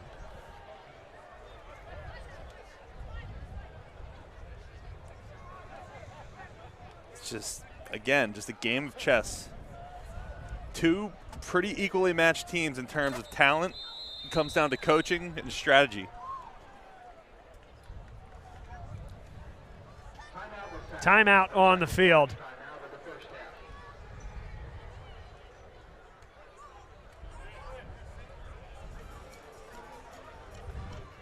And this is a big one here, folks. 40 seconds left. It feels like this is where St. Joe's Prep over the years has gotten that big punt block when they needed it. So Hatfield's going to have to catch it and get the ball off. First things first. Not nearly out of danger yet. Folks, a lot of folks watching this game, and we really appreciate you doing so. This, for those of you unfamiliar, is Bob Long Sports. We broadcast LaSalle College High School athletics and Greater Philadelphia Catholic League and District 12 athletics throughout the year.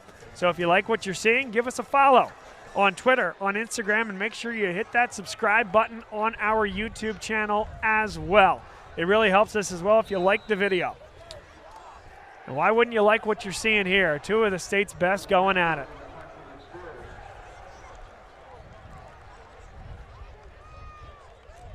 They're bringing the heat this time.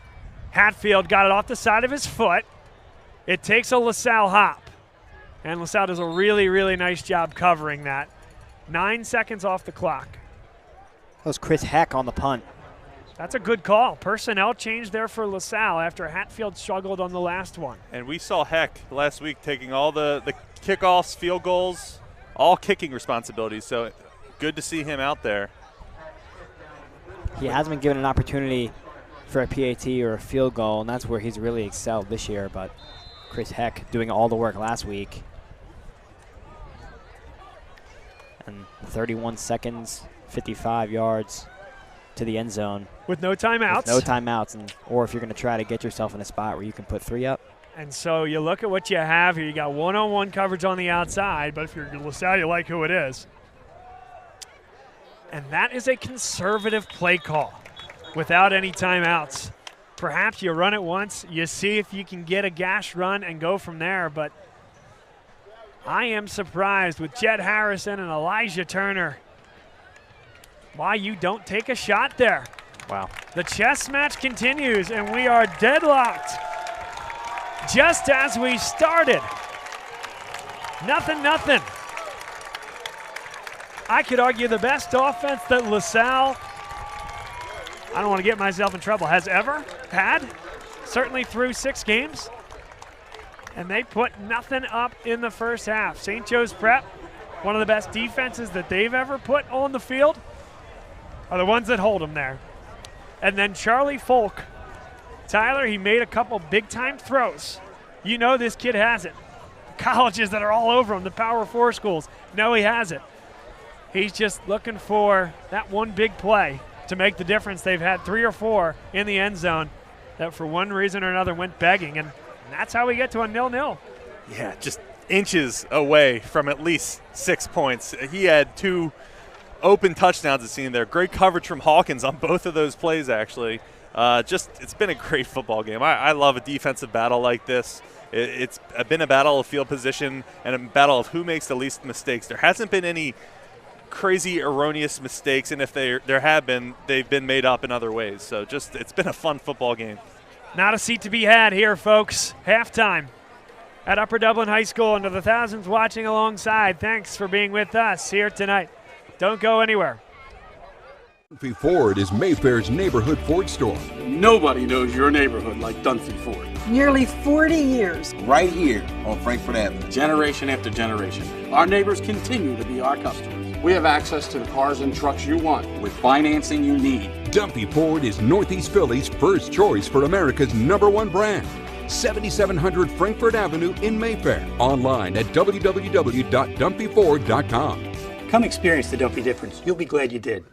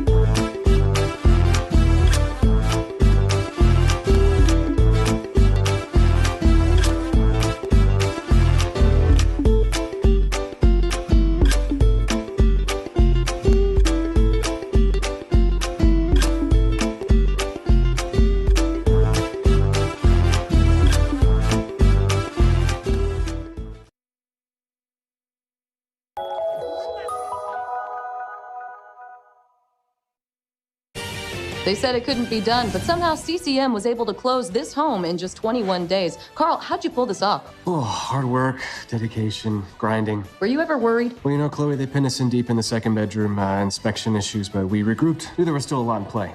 Well, I'm sure the Franklins were pleasantly surprised.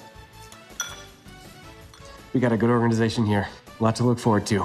Good luck with the next close. And there you have it. Cross Country Mortgage is dedicated to getting it done.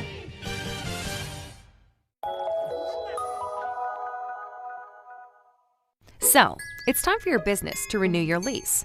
Or perhaps you're right-sizing or relocating. This can be an exciting time, but it's also a major project to undertake. Hundreds of decisions to make, some of which may impact your business for the next decade. You know you need an expert on your side from start to finish. What if this expert had no conflicts of interest, no landlords to answer to, and a fiduciary responsibility to work solely in your best interest? Someone who knows the questions to ask, the levers to pull, the pitfalls to avoid. Enter the experts at Gola Corporate Real Estate.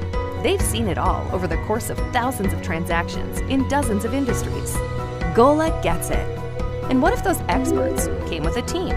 Subject matter experts to manage everything that comes with this process. Space planning and design, relocation planning and budgeting, helping you manage your vendors, construction oversight, all with zero out-of-pocket cost to you. A turnkey experience that adds real value, value that flows right to your bottom line. Gola gets it. We've been partnering with clients like you for over 40 years, and we know what's important: solving problems, creating flexibility, protecting and stretching your dollars. Philadelphia-based with a national presence. Get to know Gola. Gola gets it. When your car needs repairs and you can't wait, Meineke can help. With life's crazy schedule between work and family, you'll love Meineke's same-day service. Call today and Meineke will get your car in today. For new brakes, exhaust repairs, or your check engine light comes on, trust Meineke to do the job right. And families have been coming to Meineke for years because Meineke works on any make or model vehicle. Same-day service, value, and trust. Meineke, doing car care right. Be a part of the biggest live events. The must-see matches. He scored! The game day celebrations. Experience live sports and the way they're meant to be seen. With Joe Hand Promotions, the global leader of live entertainment for bars, restaurants, and cinemas. Create unforgettable moments that fans won't want to miss. Keep the food and drinks flowing with watch parties that will bring customers in the door and expand dwell time. And watch as these visitors turn into loyal customers with exclusive content relationships with the nation's largest sports and entertainment providers. In over 10,000 bars, restaurants, and cinemas across America, and customizable packages for every type of venue. Make your business the place for the next must-see event. Because if fans can't make it to the stadium or arena, your venue is the next best place.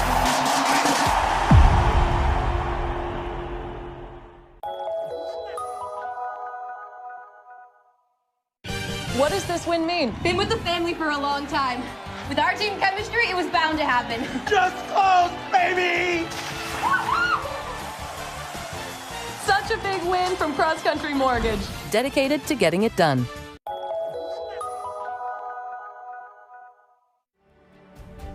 Welcome to LaSalle.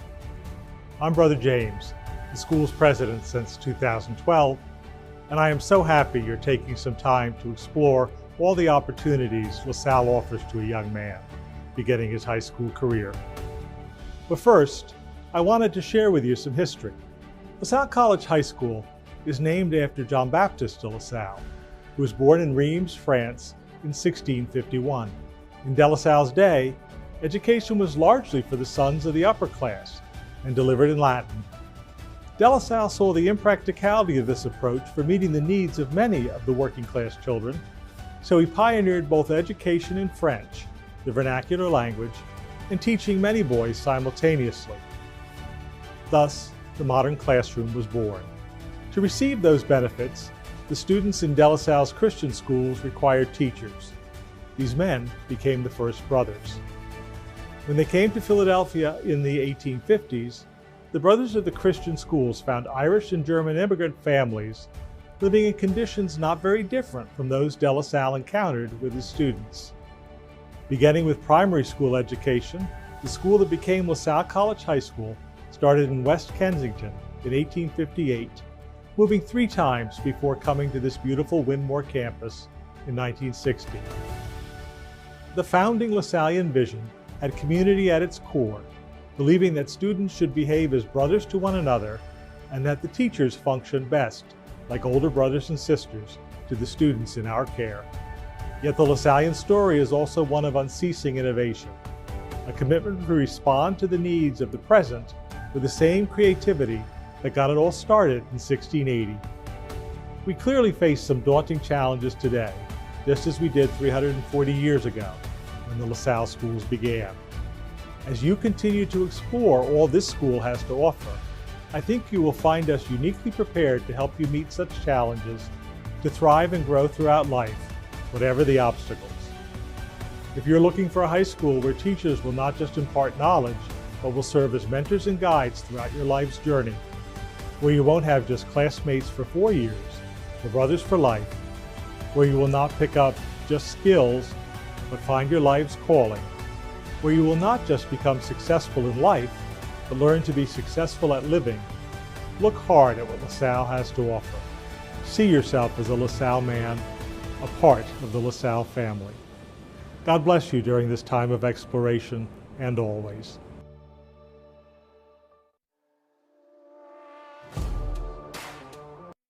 Dunphy Ford is Mayfair's neighborhood Ford store. Nobody knows your neighborhood like Dunphy Ford. Nearly 40 years. Right here on Frankfurt Avenue. Generation after generation, our neighbors continue to be our customers. We have access to the cars and trucks you want with financing you need. Dunphy Ford is Northeast Philly's first choice for America's #1 brand.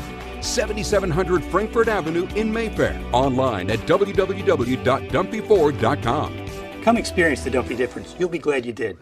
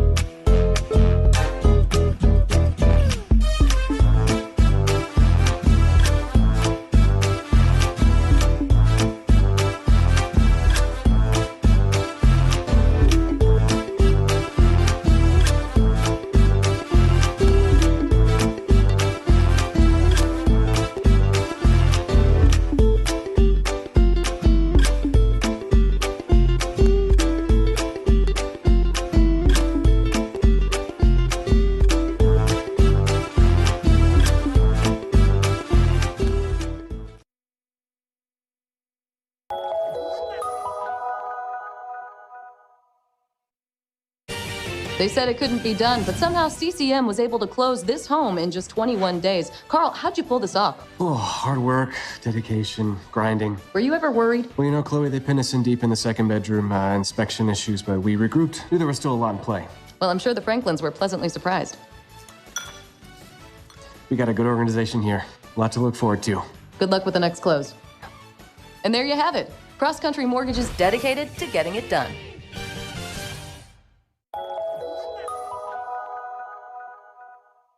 So, it's time for your business to renew your lease. Or perhaps you're right-sizing or relocating. This can be an exciting time, but it's also a major project to undertake. Hundreds of decisions to make, some of which may impact your business for the next decade. You know you need an expert on your side from start to finish. What if this expert had no conflicts of interest, no landlords to answer to, and a fiduciary responsibility to work solely in your best interest? Someone who knows the questions to ask, the levers to pull, the pitfalls to avoid. Enter the experts at Gola Corporate Real Estate. They've seen it all over the course of thousands of transactions in dozens of industries. Gola gets it. And what if those experts came with a team? Subject matter experts to manage everything that comes with this process. Space planning and design, relocation planning and budgeting, helping you manage your vendors, construction oversight, all with zero out-of-pocket cost to you. A turnkey experience that adds real value, value that flows right to your bottom line. Gola gets it. We've been partnering with clients like you for over 40 years, and we know what's important: solving problems, creating flexibility, protecting and stretching your dollars. Philadelphia-based with a national presence. Get to know Gola. Gola gets it. When your car needs repairs and you can't wait, Meineke can help. With life's crazy schedule between work and family, you'll love Meineke's same-day service. Call today and Meineke will get your car in today. For new brakes, exhaust repairs, or your check engine light comes on, trust Meineke to do the job right. And families have been coming to Meineke for years because Meineke works on any make or model vehicle. Same-day service, value, and trust. Meineke, doing car care right. Be a part of the biggest live events. The must-see matches. He scored! The game day celebrations. Experience live sports and entertainment the way they're meant to be seen. With Joe Hand Promotions, the global leader of live entertainment for bars, restaurants, and cinemas. Create unforgettable moments that fans won't want to miss. Keep the food and drinks flowing with watch parties that will bring customers in the door and expand dwell time. And watch as these visitors turn into loyal customers with exclusive content relationships with the nation's largest sports and entertainment providers. In over 10,000 bars, restaurants, and cinemas across America, and customizable packages for every type of venue. Make your business the place for the next must-see event. Because if fans can't make it to the stadium or arena, your venue is the next best place.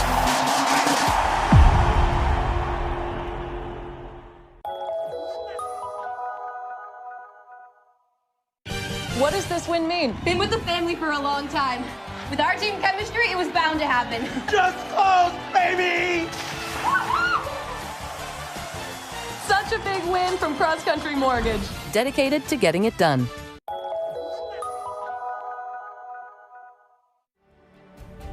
Welcome to LaSalle.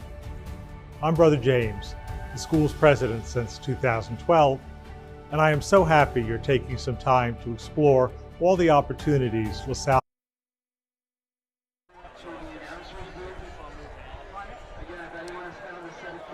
Welcome back, folks.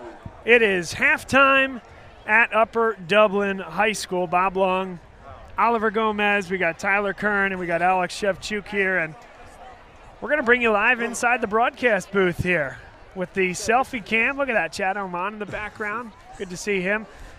Let's start with you, Tyler. Thoughts on this first half of football?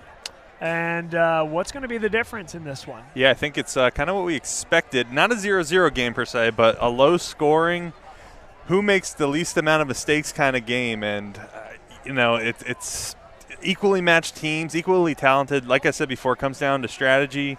We call it a chess game here, but kind of fighting for field position, things like that. So I think someone's going to have to be a star on either side of the ball in the second half and make a big play to pull this win. Let's go to you, Oliver. It's been, I don't know, some folks may have expected a defensive showdown. I don't know about 0-0. St. Joe's Prep has won the field position battle. You can kind of flush that at this point. Certainly the special teams advantage, I think, remains for St. Joe's Prep, but now you play anew, and it's a 24-minute football game. Right, and you look at 0-0, you think, wow, that first half must have really been quick, but it really dragged on, and that's because neither team was able to get the ball going on the ground, and they had to go to the air a lot, but then the secondary was really good for both sides, so a lot of play stops, a lot of just really good defense from both sides, and it's going to be the team who can find something that's going to work, find something that can propel them into the other team's territory and get some points on the board. I don't see a lot of scores in the second half either. Alex Shevchuk, the pulse of the LaSalle student body here. So what did you hear in school this week from these guys about this contest, and how do you feel the first 24 minutes manifested that? I mean, just every day, even hearing it from the student section, even from the players, everybody's just excited and just pumped up for this Saturday night game. I mean, the players are locked in even since Monday, just thinking about the football game, and the students are already riled up, as you can see today in the student section, the bottom right of our section, and you can see everybody's ready and riled up for this game. This is Bob Long Sports, folks, so if you're just getting to know us, first off, welcome. So thrilled that you're here. It's a big contest, but hopefully not the last time that you get to see us here. We broadcast Philadelphia Catholic League football, mostly LaSalle football, but we do certainly the biggest games that we can in and around the area to try to bring and showcase positively what these young men do on the field. Certainly that goes to basketball as well. We have a full basketball slate lined up for LaSalle and Philadelphia Catholic League play. So if you like what you see, please do subscribe to the YouTube channel. Please follow us on Twitter and on Instagram for some great content. Really want to shout out as well our student broadcasters here from WEXP TV. Alex and Oliver, two seniors that have been doing this with us now for better than a year, and it's been so much fun watching you both grow, get into this role, and have a chance to call a big game like this. So thrilled to have you guys, and I'd be curious as to your experience to this point. Yeah, it's been great. Just being able to come on here, just really, it's kind of a dream come true, just something that, not a lot of people are going to have this opportunity, and I'm so grateful that you're able to provide that for us, and it's been such a great experience so far. Yeah, just like Oliver said, it's just an opportunity that you would never expect to get, especially being in front of 1.5 thousand people on the Bob Long broadcast, and just it's such a pleasure just to talk and be a part of this game in front of the entire LaSalle community, and especially just the entire PCL football community. Wow, and that's just who's watching now. Certainly that number will grow over the course of the night. We have about a minute and change until we get started here in the second half. St. Joe's Prep dressed in the white. See on the right-hand side of your screen there working on the punt game. And Leo Ritchie has been terrific in that regard here tonight. He has been one of the keys, maybe the key, in terms of winning that field position battle. But the other thing, Tyler, and I'm going to rely on you because you were the guy that anchored that defensive line for LaSalle back in your day. Boy, that front seven for St. Joe's Prep is disruptive. Yeah, they really are. It's been really fun to watch them wreak havoc on that Explorers offense. Just a lot of talent, and you can tell Prep has leaned pretty heavily on that defense. Perhaps, maybe playing too conservatively on the offensive side to get the ball in the Explorers' hands, to get their best playmakers, a.k.a. their defense, out there trying to make a play.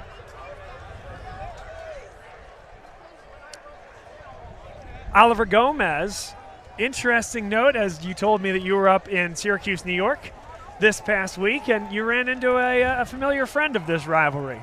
Yeah, I got to stay with the McCords. We have a little bit of connection there, but it was so much fun to be up there this weekend, seeing Kyle play. And he was really a fantastic part of this prep football organization going on to play D1 football. And it's just such a great experience, and just another part of this rivalry, that seeing how successful these players really become headed out of this really talented PCL league. So LaSalle dressed in the all navy blue, and they have the gold helmets, which, by the way, changed from the script LaSalle, and in the past the block L, to now the crest, the school's crest. Tyler, your thoughts? You're the one who wore that helmet in this group. Thoughts on the new lids? Yeah, I like that. You come into it, want to change things up a little bit, not too much. Every Explorer is familiar with the crest. I think it kind of reminds me of the Steelers logo a little bit. I like it. Something different. Uniforms look good. You look good, you play good, right?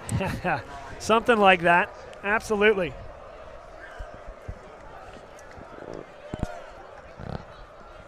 We are about to get underway here in quarter number 3. LaSalle will receive the football. And the ball is bobbled at the 1, and that's fortunate. That is a high school rule that even after a bobble, if it goes into the end zone, you get the benefit of the touchback. I think this is such a massive drive for the Explorers. Neither offense getting anything going really in the first half. You got to come out in the second half, put some pressure on this prep defense, get them on their heels, get some points on the board. Yeah, really just need to, you don't need huge yards. Just get the ball moving, get some momentum, open up the field a little bit, minimize mistakes. Gavin Sidwar back for another quarter of work.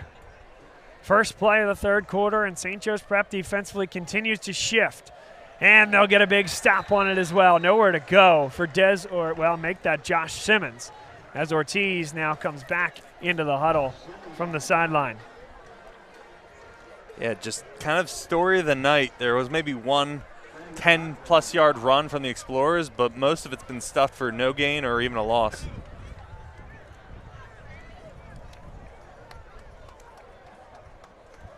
Now LaSalle, they will go 4 wide. Josh Simmons this time comes to the slot. A windy night, as we talked about in the first half. There have been some nice throws, but really that deep shot has not come for either side. Darting upfield, it's a first down for LaSalle. Good throw there by Sidwar to Jimmy Dolan. Yeah, just a well-designed play there. Sidwar getting it out quick, was about to get hit there. And that's all you need. Exactly what they need to do. Just get the ball out of Sidwar's hands quickly for the first down.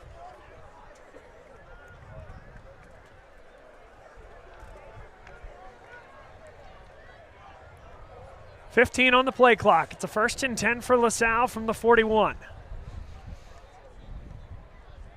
And sitting down in coverage. Good pitch and catch.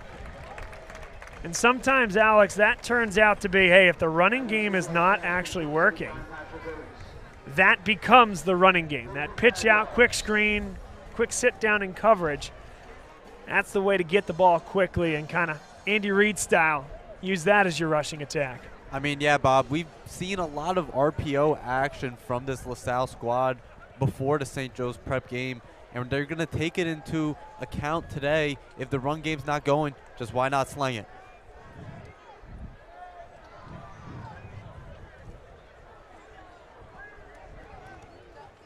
Sidwar hands this one off, and Josh Simmons is hit and forced backward. Whoa! And there comes the flag. Cam Smith. Boy, that is unlike him. Just can't afford to do that. You got to stop. He only picked up about 1 or 2. It's going to be a 3rd and short. Nope. This play is clearly dead. Well, maybe it's not. It's not like Ryan McDonald either, but that's why it's not like Cam Smith, because it wasn't Cam Smith. Ryan McDonald, the safety, coming up number 9. And that just seemed well at. Talk about minimizing mistakes. That's good. And look at this. The Explorers are in St. Joe's Prep territory for the first time tonight. Well, first time since the first quarter. In a while. First quarter, you're right. They did get inside the 10, went for it on 4th down, and did not get it. How big is that now? You could have taken your 3 points. I feel so long ago. I completely forgot they got down there. Joey O'Brien. That's Grayson McHugh laying a big block. But Messiah Acree, it's been his night thus far, comes in for the stop.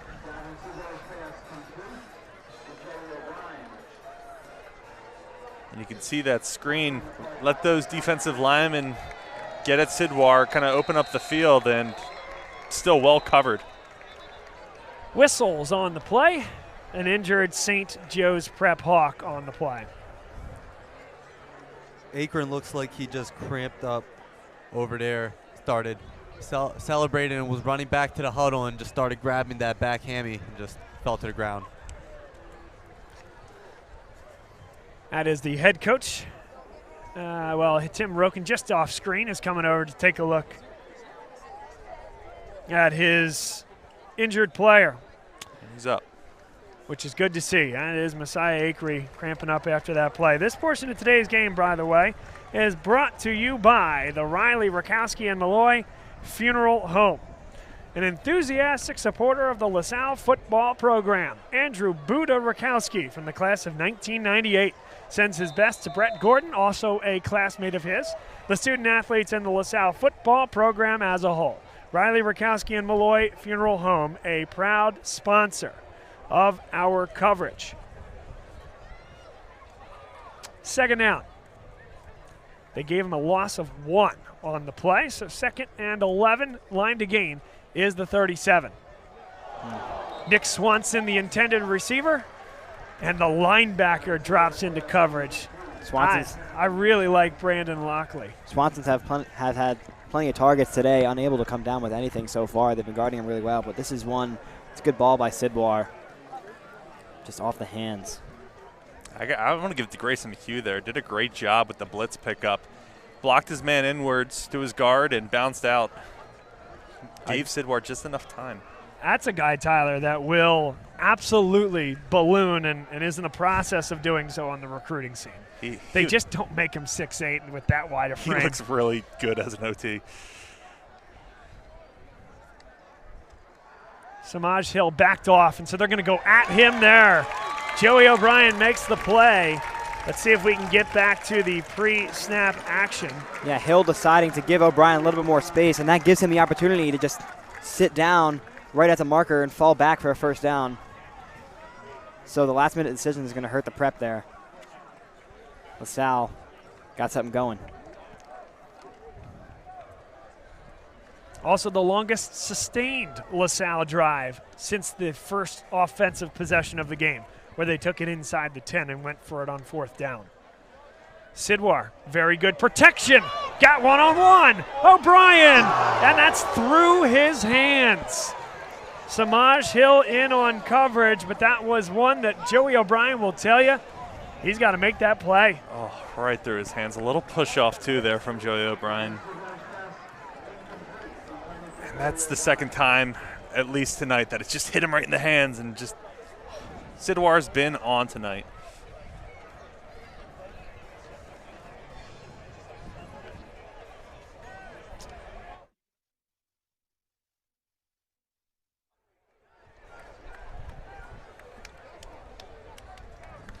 Second down and 10. Ball from the 36.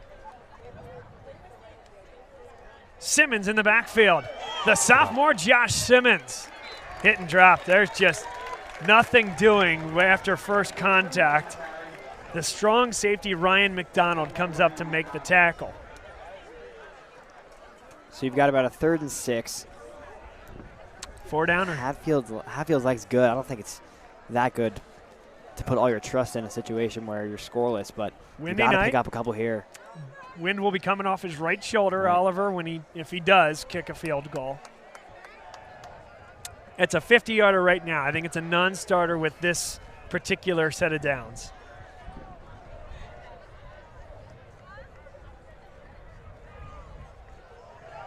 Sidwar takes the snap. Sidwar gets rid of it. That's a great ball. J.P. Oates has the first down. Pocket starts to collapse, and he keeps his eyes downfield. The Explorer's definitely been trying to get the ball in the hands of Oates. He's had a couple nice defensive plays on him. He's only had one catch before that, and that was a big loss on what was the 4th down play in the first quarter. And there's a big pickup for him. It's a first down to the 20. It's a big boy play from Sidwar, too. Knew he was going to take a big hit there. Pocket collapsing. Just a little jab of a throw. That's all it took. Well, they're in the red zone, and this is where neither team has been able to cash in. Sidwar, one-on-one. Yep. And Acree in there on coverage. J.P. Oates had to play defender, but I think the grab came earlier in the route. Yeah, looking towards the near side. Oates just all tangled up. Definitely forcing him away from the football there. And it's a defensive hold. And I think that is the right call. I think the hold came immediately off the snap. The difference between a defensive hold and a pass interference is there's another St. Joe's Prep Hawk injured. The difference there being, Tyler, that the ball was not released when the contact was made. Made a lot of sense to me. Maybe good timing for the Explorers, too. Last play, Joey O'Brien came off. He was punching his thighs, it looked like, cramping up. So he's been a workhorse. He's out there in all three phases of the game. So this injury timeout might help him as well. We'll take the break with him. 7:20 to play, third quarter. No score. First-time homebuyer, seasoned investor, looking to sell a property from the Poconos to the Greater Lehigh Valley, Philadelphia and surrounding areas, all the way to the Jersey Shore. I'm your guy. Speaking of the shore, if you're not down here right now in Ocean City watching this game live, you need to give me a call because you should be down here experiencing the beautiful Jersey Shore with us in your own beach house.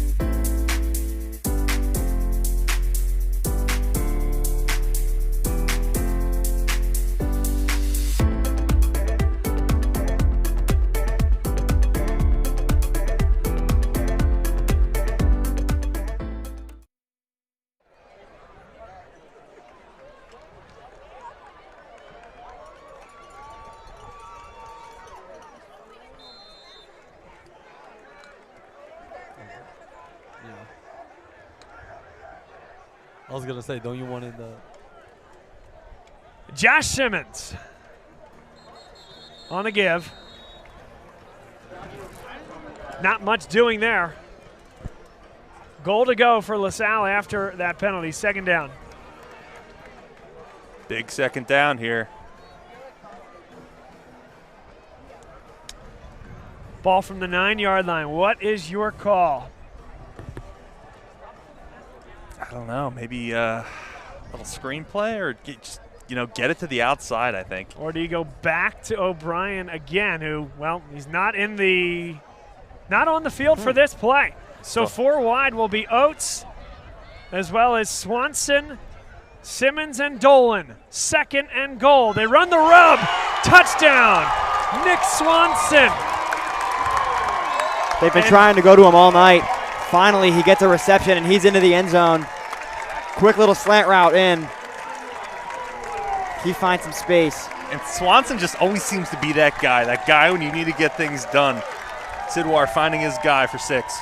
Josh Simmons, you're not going to see the whole route here, but he's running towards the flag. And then Swanson is coming in on the cross. Just a rub route there. Takes that man-to-man defender off the ball. That's a great play design. It's great execution. And we have a score. LaSalle 7, St. Joe's Prep playing catch-up. Only took over, what's that, over 20 minutes? Over 30 minutes? Wow. 6.5 to go in the third quarter. And by the way, that was Chris Heck on the extra point. When you guys were talking about Hatfield earlier, that was my thought. Is it going to be Heck out there? Is something wrong with Hatfield? Is he hurt? Or is it just a substitution? And I don't want to speculate about anything, but when he did muff that punt there, it felt like he went down awkwardly. And he also didn't play last week. We had mentioned that. Yeah, so Heck taking everything. Good for Heck getting reps last week, too. So he can come in. Talked about people rising to the occasion. Heck doing so right there. The numbers are pouring in, folks. Tell your friends if you're not watching Bob Long Sports already. Tune in, subscribe, and like the video. We got a ball game here in the Philadelphia Catholic League. And Heck again will kick this one deep. A short kick, and there was a fair catch called for and granted at the 9, so they'll take that out to the regular spot. It's a newish rule. It happened a couple of years ago in college, and it's made its way down to the high school ranks as well. Part of the goal, I guess, if you will, to reduce contact on special teams plays. As long as we don't go to the NFL dynamic kickoff, then we're good here. Ooh, interesting, though. Get it. They got it at the 9? So, okay, so that is not treated like the college rule. And he seemed like he was confused that he called fair catch, but he clearly waved his hand in the air before. Not something you typically see on a kickoff. Wow. Not into the end zone. Wow. Mistakes are piling up a bit. Let's see if the Hawks can overcome them. 2 wide on the far side of the field. They're going to go to Isaiah West. And Justin Hawkins gets in there, as does Jamel Williams, who got first contact. Yeah, not too many people can make it look like West hitting a brick wall. But Williams is doing a great job. What a fun player to watch.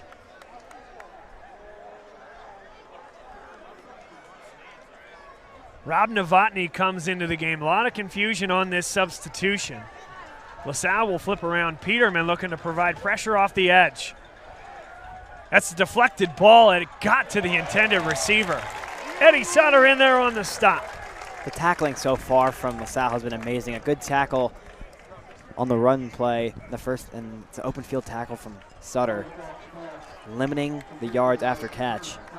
And it's a 3rd and medium. Elijah Turner in there on the catch. It's 3rd down. 5 yards to go. They'll split Isaiah West, it looks like, out wide, if I'm seeing that right. Joey O'Brien out there on coverage. Now it's Turner in there, and they're going to try to find Turner. Nearly intercepted. There were 2 explorers in the area, Peterman and Luthi, sitting down in zone coverage. Peterman with the volleyball spike, hitting that ball out of the air. Yeah, just an impulse reaction, sticking your paw out there to try and make a play on it. If it wasn't Peterman, Luthi had a beat on that ball as well. Not the best ball there, just way too much coverage over there to try and fit something into a gap. So how about this? We've seen Joey O'Brien all night long back to receive. Jimmy Dolan, toes on the 50, and another gorgeous punt.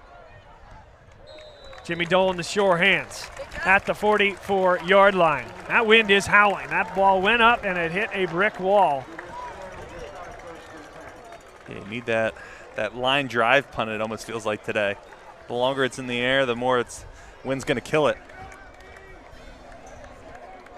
5 minutes, 6 seconds to play, 3rd quarter action. This second half feels like it's going quicker. Definitely. Well, it feels as if this is a must stop for St. Joe's Prep defensively. St. Joe's Prep won the field position battle in the first half. That's not the case here in the second half.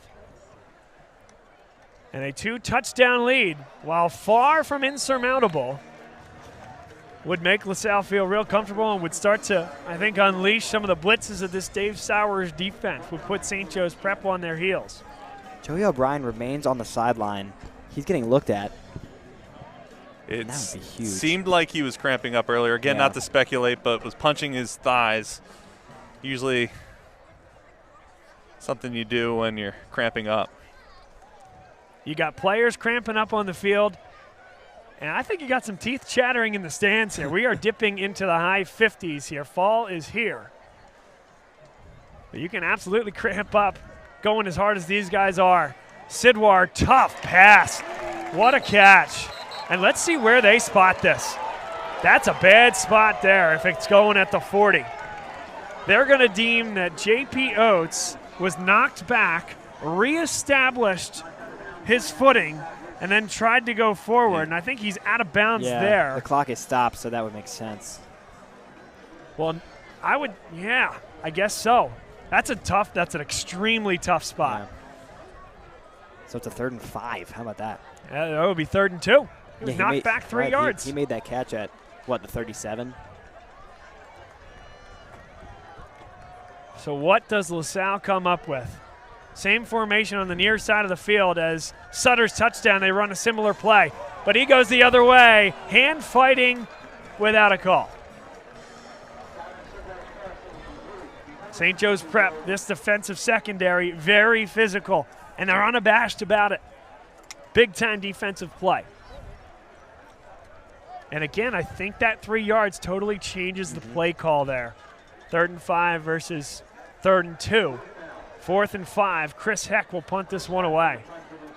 And as of right now, there is nobody deep to receive. Now quickly running onto the field is Elijah Turner.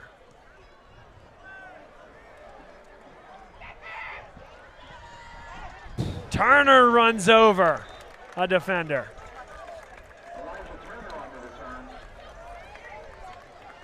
And, you know, it just seemed like the Explorers had all the momentum there, and that 3-yard loss just kind of seemed to change everything.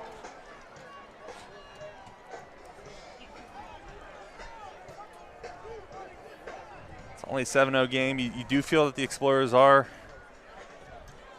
in charge of this game still. Hawks have to dial something up, get the ball moving, get some momentum. 4:01 to play, 3rd quarter. And it's a big defensive stop for the Hawks. You feel like there's a couple of big-time throws in Charlie Falk's arm here tonight, and they're going to need it. He has the weapons, Steinmetz and Harrison. Now they'll split the running back out to the slot, and they'll go to Jet Harrison. Harrison made O'Brien miss and got near the line to gain for the first down. They'll give him 8 on 1st and 10. Steinmetz doing a great job in there blocking. And then Harrison makes the one miss. Yeah, it seemed like Joey O'Brien had that snuffed out, but Harrison using his speed must run in the family.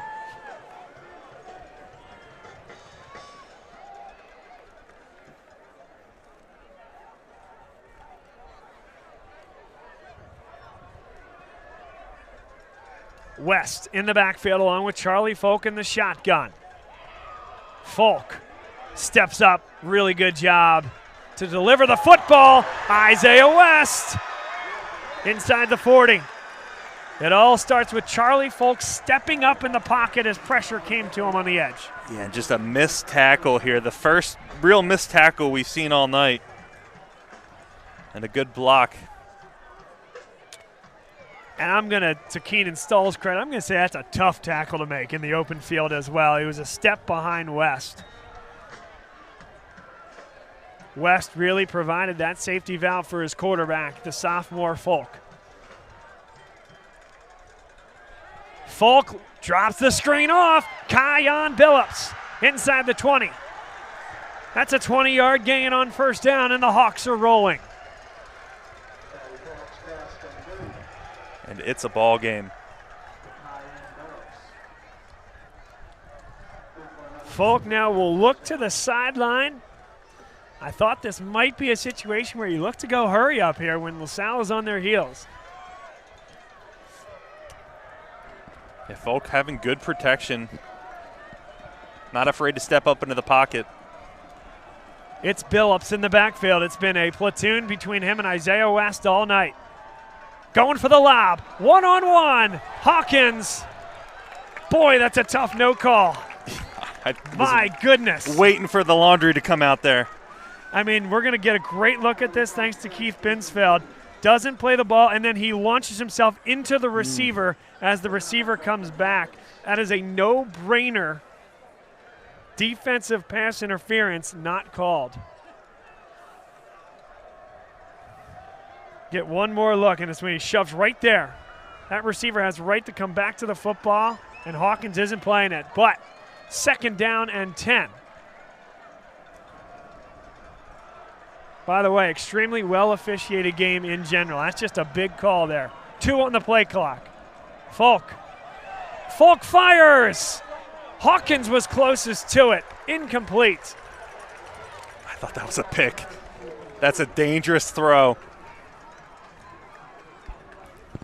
Great pressure up the gut. Jamel Williams was closest to Falk there.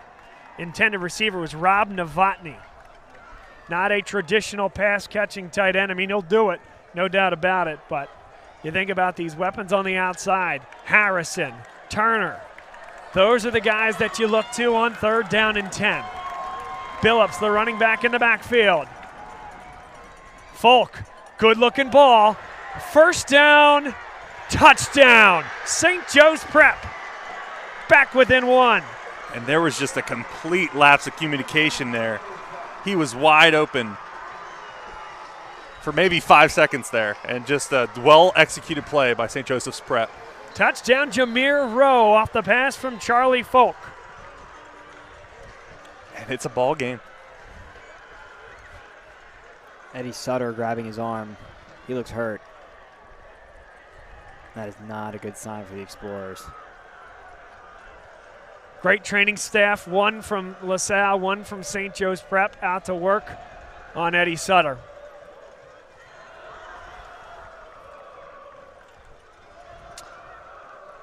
As we do want to give a shout out to folks that we have done video commercials for, but want to give a special shout out to Kevin Dunphy and the folks at Dunphy Ford, our longest running sponsor. They have a great dealership in Mayfair, 7700 Frankfurt Avenue. And I specifically wanted to mention that Kevin is a proud alumni, class of 1983. His father, class of 1954, celebrating 70 years. 70th anniversary of his graduating class. And then his son Tyler, who I've had the opportunity to know well for a long time, class of 2011. Proud LaSalle alumni and proud to be backing and supporting LaSalle and what we do here over the years. That's Dunphy Ford, proud sponsor of Bob Long Sports. And this contest also brought to you by the Great American Pub. Great American Pub is run by another proud LaSalle stakeholder, Chuck Hempshire. His son Charlie played football here at a high level. And I'm sure the Hempshire family is watching alongside here tonight, cheering on their LaSalle Explorers. They have 3 terrific locations, Wayne, Phoenixville, and Conshohocken. Great rooftop bar. Tyler, I know you love that. This is a great night for that. Maybe throw the sweater hoodie on and stream Bob Long Sports there. Stream Bob Long Sports on the big screen. Chuck, I hope you're already doing that. But we appreciate their sponsorship of what we do. We could not do it without the folks that support us.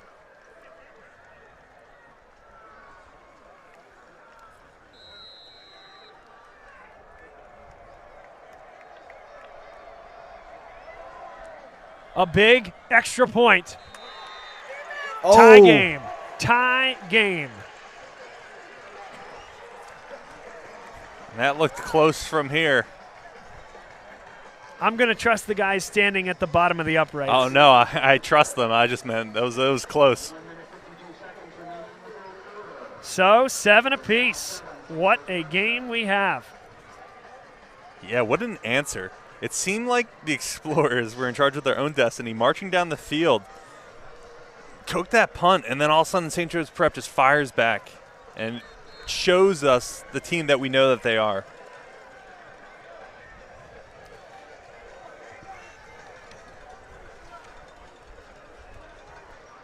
Now the question is, can the Explorers fire back on their own? By the way, I did hear from Chuck Hempshire. Just sent me a text. They are tuned in. So thanks to the good folks from the Great American Pub.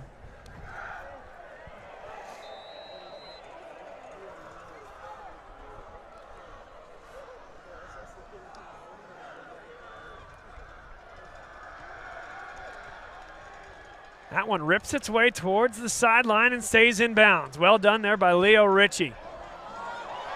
And LaSalle strung out there well by St. Joe's Prep, only out to the 20. What looks promising for just a second. It's hard to outrun this team east-west, though. The way Ritchie was carrying that ball was stressing me out. That was not a protected football there. Was able to hold on to it. Looked like he was about to make a run for it, but as you said, Bob, well covered. Well, now, yeah, Ritchie, the kicker for St. Joe's Prep. But, yes, got to hold that ball high and tight.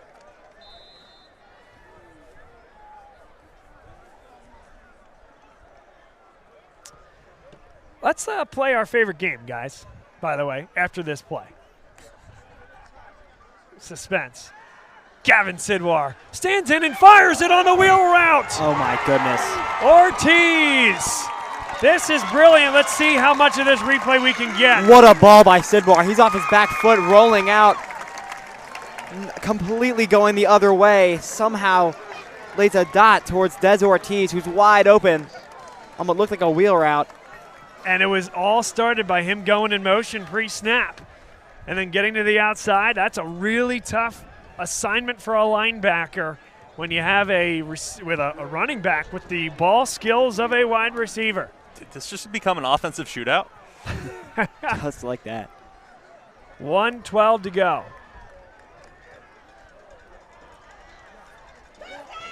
Des Ortiz on a gain of 2. The game we're going to play, by the way, is Where You At? Let us know where you're watching the game from. We don't have the live chat anymore, but you can certainly tweet at us at Bob Long Sports. They should text you. You can put out your phone number. That sounds like a terrific idea. Thanks, Tyler.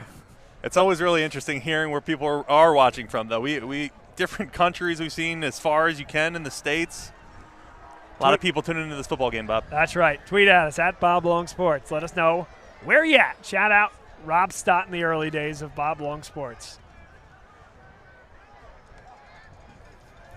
Sidwar stands in a well-protected pocket. Ortiz makes one miss and knew exactly where he needed to get to. Brilliant there from Des Ortiz. And they're giving them the first down. Right at the line to gain. Good spot. That's the end of 3 quarters. What a game. What a game. Stay with us, folks. We'll be right back. More and more luxury vehicle buyers are choosing Faulkner Infiniti of Willow Grove for the easy, no-pressure atmosphere. Whether you buy online, in person, or a little of both, Faulkner Infiniti makes it easy and affordable to drive world-class luxury. Choose from the new QX60, full-size QX80, or the innovative QX50. Faulkner always has a great selection in stock, ready for delivery. Come find out for yourself why more people choose Faulkner Infiniti. To be sure. First-time homebuyer, seasoned investor, looking to sell a property from the Poconos to the Greater Lehigh Valley, Philadelphia and surrounding areas, all the way to the Jersey Shore. I'm your guy. Speaking of the shore, if you're not down here right now in Ocean City watching this game live, you need to give me a call because you should be down here experiencing the beautiful Jersey Shore with us in your own beach house.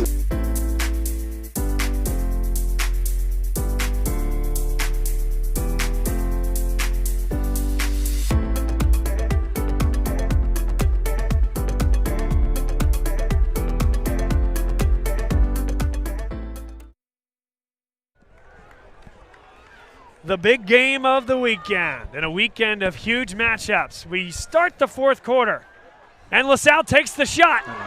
Nearly intercepted, should have been. That's the second one tonight. Jumping the route. Going the other way. That was Ryan McDonald jumping it there, Oliver. Couldn't draw it up any better.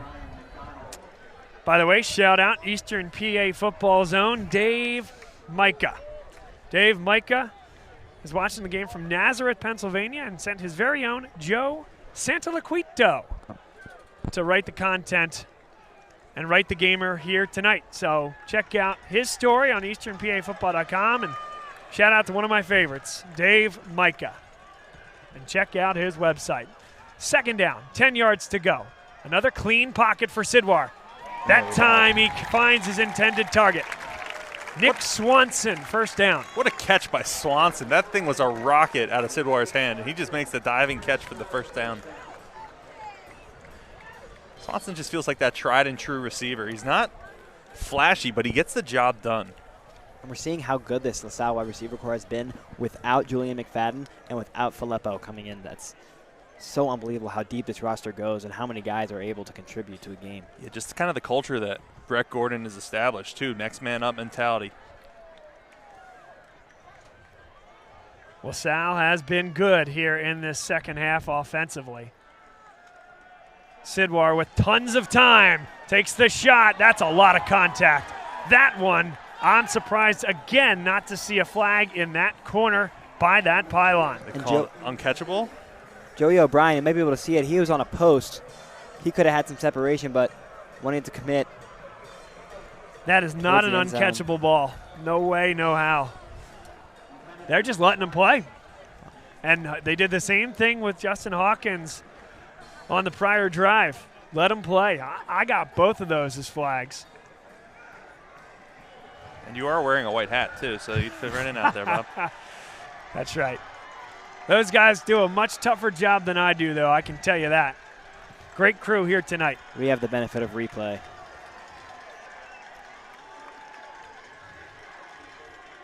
Second and 10, 8 on the play clock. Sidwar. It's a terrific defense. That's your sophomore stud linebacker, Brandon Lockley. He's had a heck of a game, Alex. I mean, yeah, Bob. I mean, Lockley's been just all over the field. I mean, on the DBs, in the linebacker position, he's been all over, getting plays, stopping, and just like I said earlier, Bob, I don't want to say it again, but making plays for the St. Joe's Prep team, and he's been effective, and LaSalle has not wanted to throw the ball at them. 5 wide, so it's empty in the backfield for Gavin Sidwar, and Tim Roken is sprinting down the sideline to call timeout. What's that man's 40 time? I know that guy can play the game. Left side of your screen. There he comes. Run through that tape.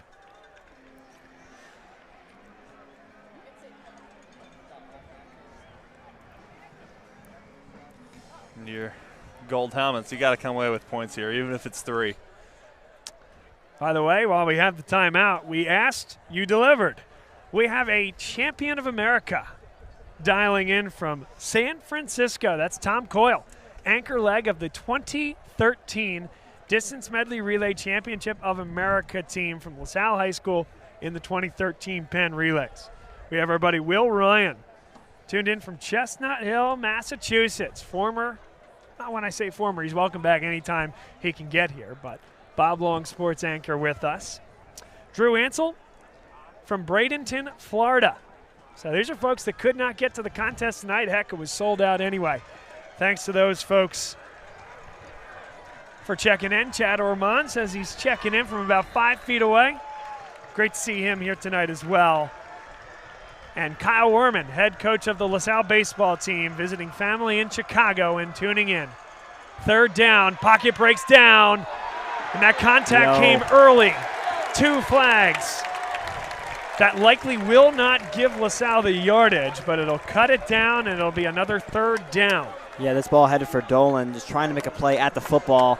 And unfortunately, to do that, you have to go right through Jimmy Dolan's back. That's right. Going to be a flag every time. I think you absolutely nailed it, because he is playing the football, but you can't just go through the receiver. I could still argue that that's less of a case for interference than the one that wasn't called at the flag. They're moving the chains. Okay, so they give him the yardage for the 1st down. 1st and goal from the 10 exactly. That hurts if you're the Hawks. That's a huge, huge penalty.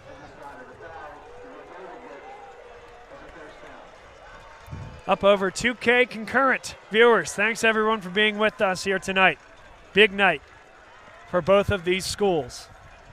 1st and goal. Sidwar drops it off. Oh, what a move! Josh Simmons. The lateral movement. Unbelievable play. LaSalle leads by 6. Both LaSalle running backs getting it done in the air. Des Ortiz, I think he's the leading receiver. And here's Simmons making a good move in the open field, finding the end zone. LaSalle back on top. One more on that jump cut. Are you kidding me? Great look caught by Keith here as well. Simmons just using his smaller stature there to be a... And they picked up a flag. You didn't even notice that. I think the discussion was whether it was going to be an ineligible lineman downfield. And what the discussion was is where was that ball caught? Was it caught in front of the line of scrimmage or behind?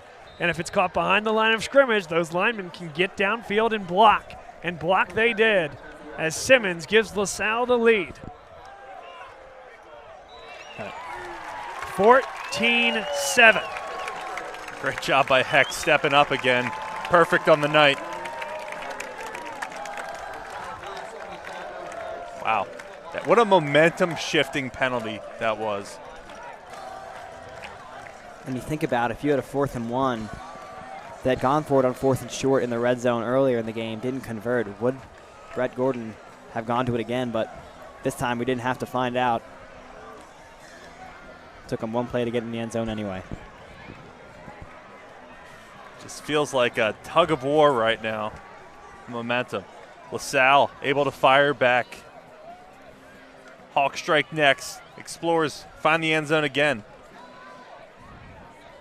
It's been an exciting second half. The game of the season thus far in Pennsylvania.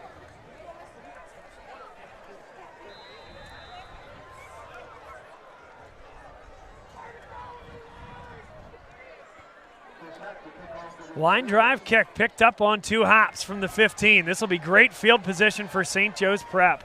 Out to the 33. And some extracurriculars at the tail end of that play. And that is probably where you should see Laundry. What'd you say, Bob? They're letting them play? I'll say they're letting them play. Oh, wow. So those are 2 guys locking horns right there. Claire tries to get up. Flop there, maybe. And Mason Talley throws him down. Dylan Clare showcasing his acting career on the field. Here's my thought on that. I'm okay with the no flag there, but I think you let both teams know that anymore. Done. You've been warned, and the flag's coming out next time. And the LaSalle Explorers are riling up this entire LaSalle fan section on this side of the Upper Dublin field. Handoff and a great gain for Kion Billups. Really good tackle on the play by Dylan Clare, who was just mixed up on that last special teams play. Gain of 8. And by the way, Eddie Sutter for LaSalle, he was down with an injury. His jersey is off. He's got his arm wrapped up with some ice. Hopefully he's okay for the coming weeks. But he was really struggling getting off the field. Big loss. 2nd down and 2. Folk with a clean pocket, takes the shot. One-on-one coverage. And some incidental contact there between Harrison and Joey O'Brien. I tell you, the last thing I think I want to be is an official calling this game, because you're going to see that level of contact and physicality on every route all night long the rest of the night. Yeah, Harrison going towards the turf at the back end of this play, but even though he was down, the ball was 5 yards in front of him anyway. I don't think he would have had a chance at making a play at it. 10:08 to play, early 4th quarter. Didn't think it was pass interference until O'Brien put his hands up. He's going one-on-one against Harrison again. Instead, they go up the gut, trying to get the first down. It all depends on the spot. They're going to give it to him. First down, St. Joe's Prep. You can be the judge at home. You're just going to have to look past about 10 big bodies in there. I can't make the call from here. The nose of the football had to get to the 45-yard line, and guess where that nose of the football is kissing? Exactly the 45.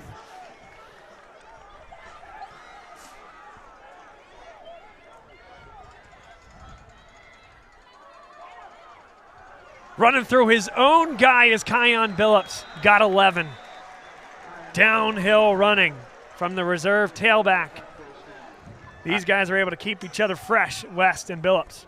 I don't know what kind of locker room speech there was, or if these defenses are just getting gas, but this has become an offensive battle tonight.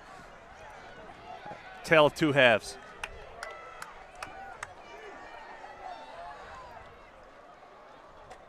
Billups goes off tackle, lost his footing.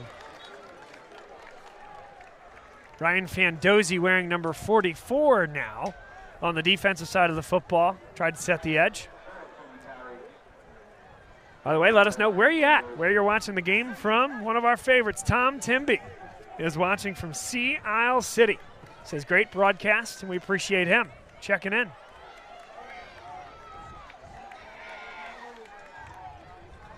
On this side of the field,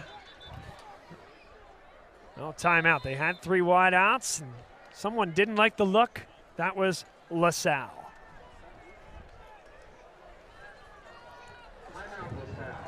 This portion of today's game brought to you by E&M Insurance.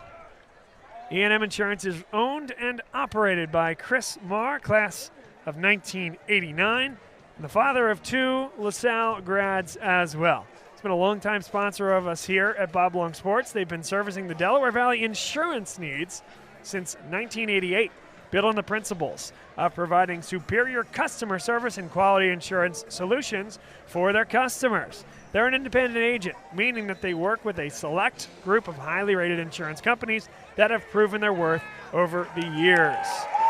For any of you in the LaSalle or St. Joe's Prep community with youthful age drivers, make sure you call E&M Insurance to see if they can improve your coverage and save you money. Look for them on the web at eandminsurance.com or visit them on Facebook. 2nd and 8, out of the timeout. Good pressure from Muller. Billups caught it. Maneuvers forward for 4. It'll be 3rd down and a long 3. If you don't get a gain here, it's a completely different ball game on 4th down. I don't think you're punting it here. I think this is 4-down territory if you're St. Joe's Prep. Let's slow this down even more, by the way. We talked about the difference between an eligible lineman downfield or not. Where did he catch that ball? It might have been a half-yard past the line. No call. 3rd down and 3. That'll be the only call all night that we'll have a better look at the officials as we look right down the 40.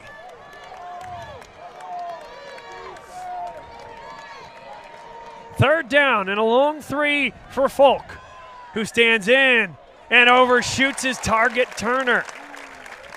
4th down, and I think the offense has to stay on the field here. Turner does his job, finds space, cuts to the outside, but Folk, some pressure bearing down, sails this one. Yeah, just got hit. It looked like he had a clean pocket up until the very last second. This is huge. Biggest play of the game. Everyone rises here on the LaSalle side. Defense is the call.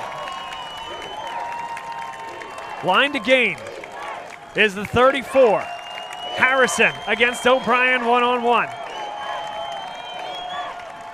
Folk, 1st down. Turner upended at the 31. That is such a call. Empty backfield, 4th and 4. And just a little too much cushion from this Explorers defense. Playing 5 yards off the ball. Hawks needed 4. Zone coverage as well. Pistol look. They're going to get Kainon Billups going downhill. Breaks 1. Billups inside the 15. And this is the first drive today where either of these teams have been able to effectively and consistently use the ball on the ground. It's been all Billups.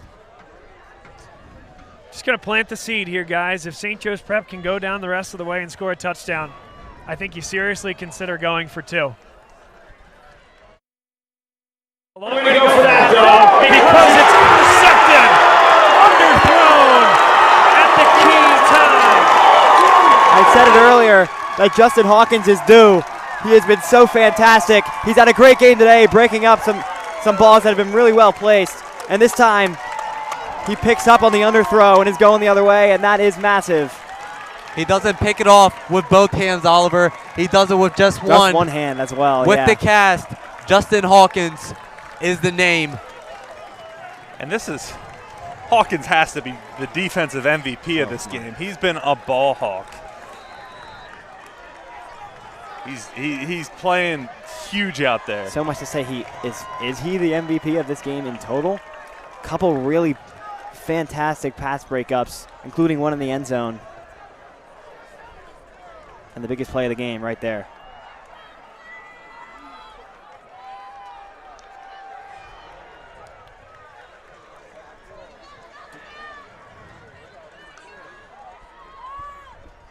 Handoff. Not much doing there. St. Joe's Prep is going to rely on that defense once again.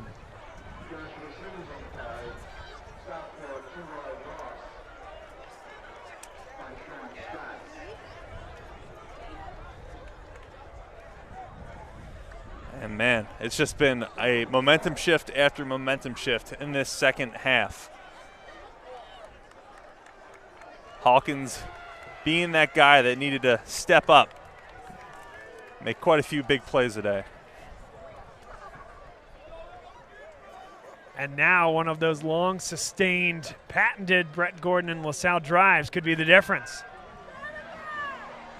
Sidwar takes a shot. Why not? One-on-one coverage, and J.P. Oates nearly got behind Samaj Hill.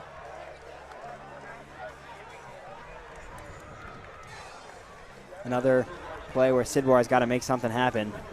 Stays alive, gets rid of it. Dangerous, in my opinion. Yeah. Throwing like that. Could have been picked, put it out of reach, but that's a tough, scary throw.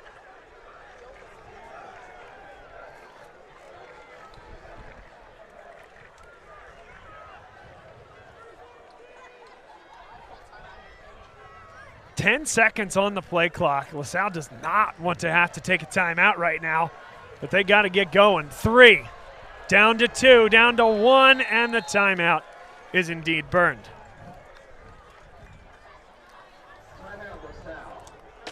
Chance for us to tell you again about our folks at the Great American Pub. Everyone's watching from the pub here tonight. Great American Pub with 3 locations in Conshohocken, in Wayne, and in Phoenixville. We appreciate their sponsorship of us, and it's our favorite place to go before, during, or after the game. Thanks to Chuck Hempshire and the entire Hempshire family and Great American Pub family for sponsoring us.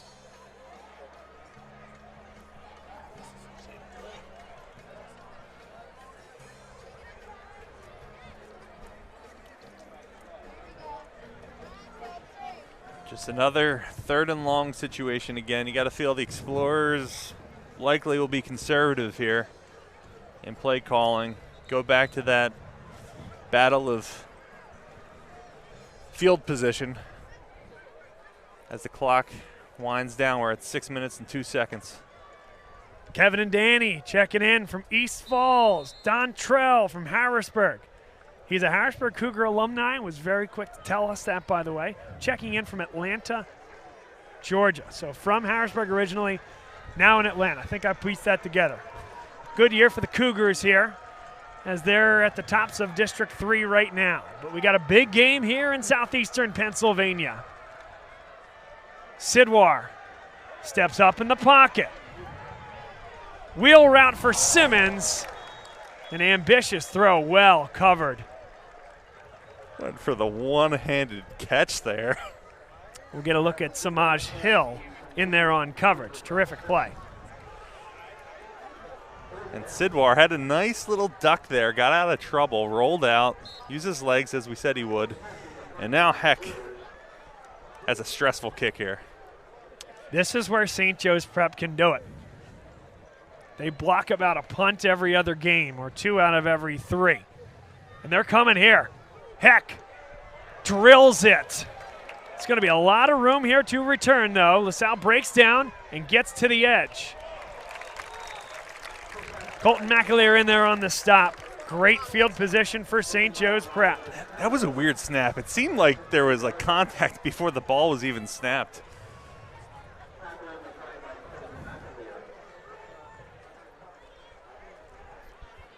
You could definitely feel St. Joe's Prep special teams being the difference maker here tonight.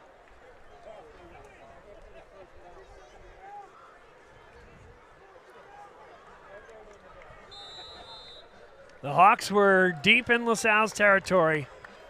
Charlie Folk underthrew a ball on a wheel route, and Justin Hawkins picked it off. LaSalle offense went begging, and now St. Joe's Prep with terrific field position can go down and score either a game-tying touchdown or, as I mentioned, depending upon when they do it, would you think about going for 2? Joey O'Brien overran, and that's a problem. Skittering down the sideline for a gain of 18. O'Brien wanted that ball there. He's just a little too aggressive. Like you said, going for the ball, you got to go for the man. That's the freshman Jet Harrison.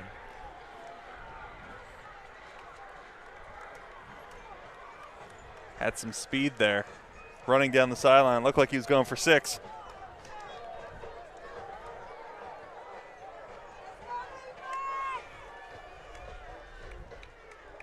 The give to Billups, and he's taken down.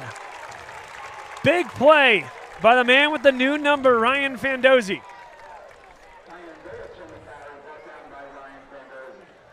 Just seemed like he came out of nowhere. By the way, that number change is interesting. I don't know anything as to why you might change from 67 to 44. I do know that it makes you eligible for some offensive formations. Just saying. 2nd down and 11.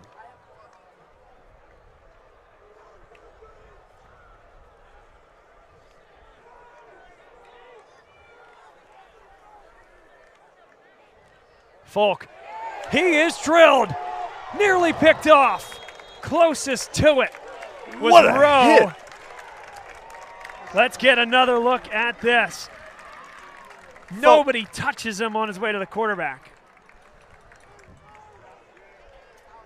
Folk's going to be feeling that one tomorrow.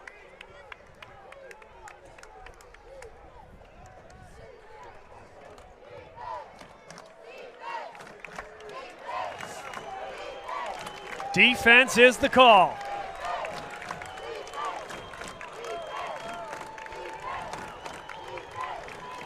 They're shaking the bleachers here at Upper Dublin. 3rd and 11. Folk for the touchdown. He got it.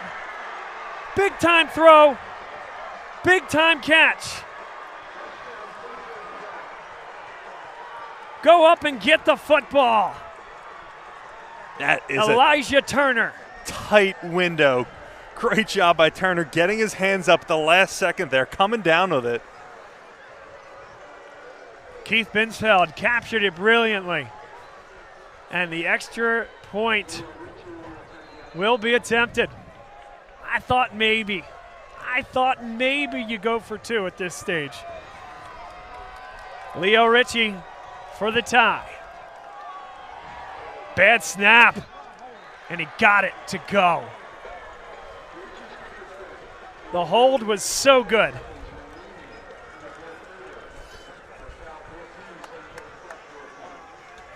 How about that? 14-14. Under 5 minutes to go.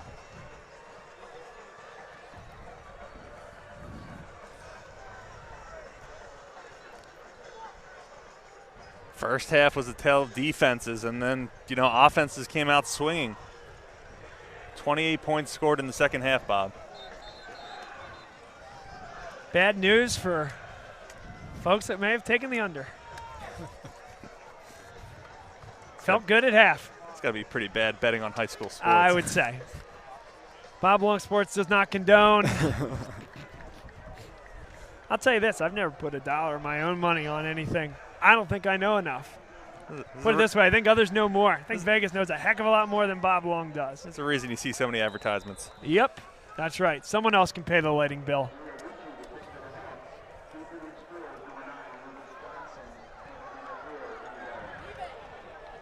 Powers his way into the end zone. Ritchie shows off the leg with the wind at his back. So now you get into clock management a little bit as well, don't you? 4:41 to play.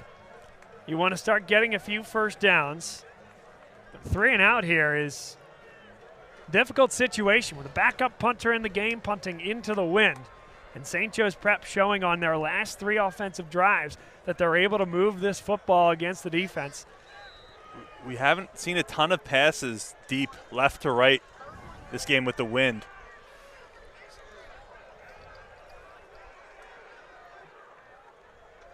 .441 left in this one. Sidwar. Simmons taken down. Cam Smith. the Penn State-bound senior. What a play.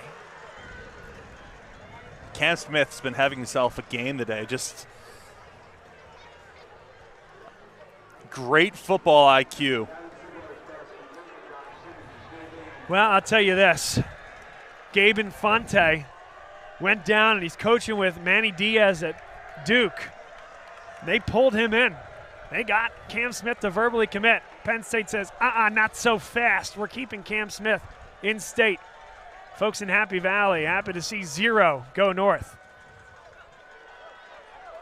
Jump ball. O'Brien pulled that one in. And it's been that physical matchup all night. I'd say Acree has had the better of O'Brien at times. That time, when the game is at its biggest moment, O'Brien climbs the ladder. What a great play by O'Brien. He's forced to the outside, but then makes a nice cut to the inside part of the field. Come back and get this football, get the foot down. And the Explorers up to the 39. It's feeling a little scary there. Clock was ticking. Explorers only have 1 timeout. That's a much-needed first down there.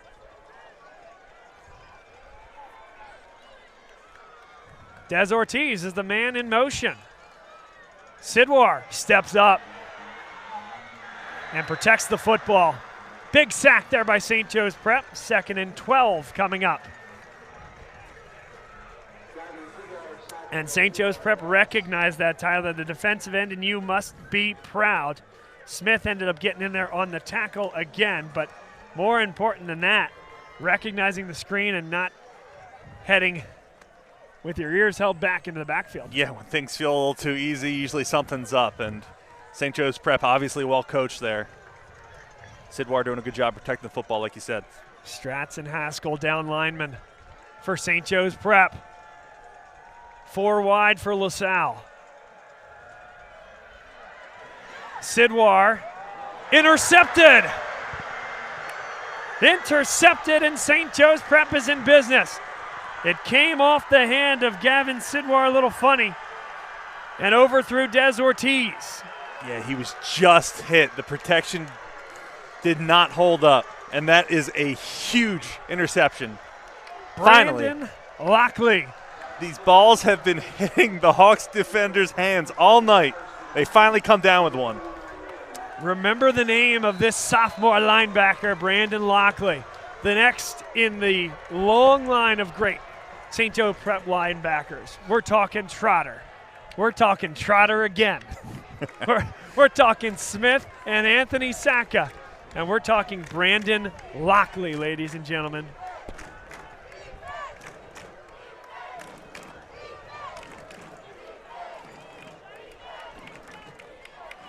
Phillips, good move, running over defenders. Kyon Billups, the helmet pops off. Not too bad. He'll look at the LaSalle sideline and make sure they get a good look at his face. Big time run. The Hawks just seem hungrier here. The way he ran downhill, trucked a defender, and just kept going. In the Explorers' red zone, this has become a ball game. The Hawks have come alive. 1st and 10, ball at the 16-yard line. And now St. Joe's Prep can really manage clock. They feel really comfortable with Leo Ritchie kicking field goals downwind. So LaSalle needs to manage timeouts. Remember, they burned one on a recent possession. Will that come back to hurt them? Ball at the 12 after a gain of 4. If they're going to score, you want them to score quick here. 2 timeouts for LaSalle to work with. And now you're at that point. I think it's just one, Bob. Just one? Yeah, they had to burn another one. We'll see. I'm trusting your math.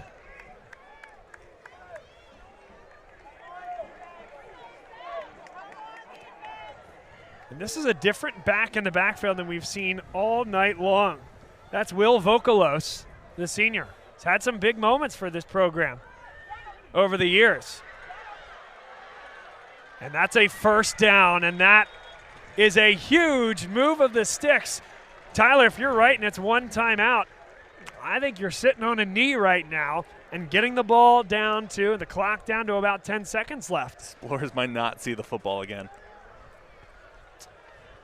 Want to shout out, by the way, in terms of where you at, our buddy Paul Roberts with SV Sports gave us a shout on Twitter and said that he's watching the game and is appreciating the broadcast. Thanks for all that Paul does covering sports as well. Bill Benz, class of 1972 from LaSalle, watching from Ocean City, New Jersey. Chris Ferguson, our buddy from Maine, one of our favorites. Former quarterback here with LaSalle. A timeout is called by LaSalle. That's their third timeout. And St. Joe's Prep, if they... Why did they let the clock run down? Unless there was a personnel issue right at the end there. That's an issue there, and St. Joe's Prep, they're going to kneel on the football. That's the proper play. This was... You have the best special teams unit in the state of Pennsylvania. Don't give LaSalle the football back. I talked about this earlier. It's just a game of, with teams this good, it's who makes the least amount of mistakes. And the Explorers were up on the amount of mistakes. And that throw from Sidwar as he got hit was devastating for this football team. And the Hawks have been here before. They know how to take care of this and bring it home. Couple more shout-outs. Mike Orensky, Matt Derrick watching from the fire pit and the blow-up, pull-down screen in the backyard. Dave Berman, our buddy in Wallingford. Nome, Alaska. We got folks coming down from Alaska. Stephen O'Neill, Rob Stott, and Matt Mortka. Well, them and a lot more are going to see how this turns out in the last 59 seconds. Boy, it's a big pop in the hole, but do you think about letting them score there? I mean, it's too late now. That clock will tick to 46. There's a 12-second difference between game and play clock. Both of the extra points have been very close to missing. I don't think we can say that this field goal is a given. I think Prep will have one more shot at it. They're in it. They are in a victory formation here. They're kneeling this football. No, they're not. Hand it off to Billups. Okay, they're going to have to make St. Joe's Prep burn a timeout with 14. Well, no. 9 seconds, so they'll call a timeout with 8 left. That allows them to do two things, right? It allows them to set up for a field goal, and it allows them to snap this football on third down. And if something doesn't go right, Tyler, you talked about the poor snap on the last point after attempt. If the snap is not good, you can just fall on the football or roll out and pass it, throw it away and do it a second time. That's the advantage of taking it down to 8 versus, say, 3 seconds. Yeah, I find that interesting.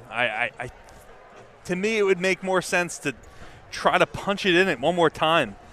Maybe bounce it to the outside, but Prep feeling very comfortable with their kicker's leg here.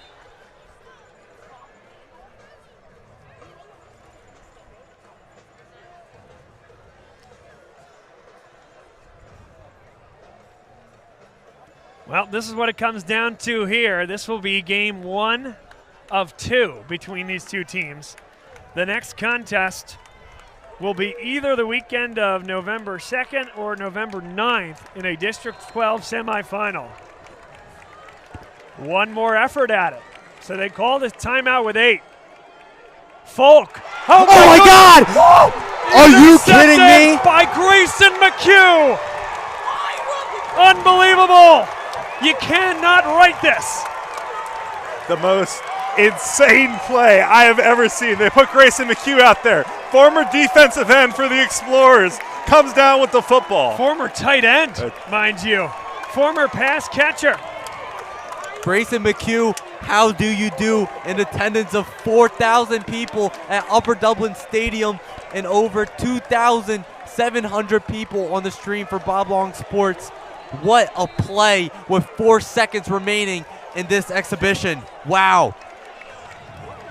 Explorers defense All not right, guys. tricked by that deception. Well, they're going to kneel the football here and go to overtime. It's an unbelievably good staff over there on St. Joe's Prep. I like a lot of those guys. I have to ask the question, what are they doing with that play call? And you could have said that earlier, too. With, you know, the Explorers are down there early, could have taken 3. Kneel the in the first football quarter. Yeah. and kick the field goal with your all-state type kicker and win the football game 17-14. It's bad news for Keith. It's getting colder out here, and he's in sandals. Listen, those guys have forgotten more about football than I'll ever know, but that is a confusing set of decisions. And we are going to overtime here at Upper Dublin High School. So a refresher on the high school overtime rules. It is similar, but not equal to what you see at the college level. Instead of starting from the 25-yard line, each team will get a possession with the football at the 10. What does that mean? It means there's only one set of downs. First and goal from the 10, and each team will get the football there. They'll alternate if they go to multiple overtimes. And you all have bonus football at home. Thanks for being with us. So, we've talked about this before. Our score bug here, terrific as it is, has what we call a limitation. 5th quarter. Bingo. We don't have an OT marker. So welcome to the 5th quarter. Got Sutter out there as a captain. Sutter and Filippo, 2 guys not available as of right now.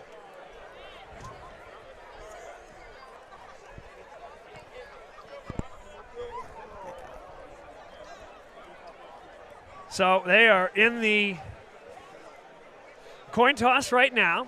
Fun fact, the real coin toss happens about 20 minutes before kick by the field goal posts. And then what happens at midfield shortly before game time is performative. They already know who's going to receive the kick and which direction they're going to defend. So this here is in live time, of course. They're determining who will get the football first and which end they will go to. In a stadium without a wraparound student section, it's a little less important which end you defend. But where we're heading here is downwind. It has been a blustery night all day, all evening, and the wind will be at the back of the offensive club. St. Joe's Prep is sending their defensive unit onto the field. 14-14, and one of the best games you'll see. It is rare in some ways that a game with this much hype delivers, but this has delivered. It delivered in a lot of facets tonight.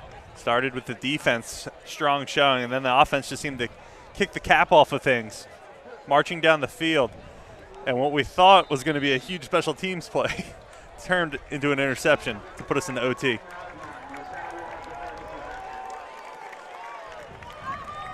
And so LaSalle comes out with an extra blocker on the line, 3 wide and 1 running back.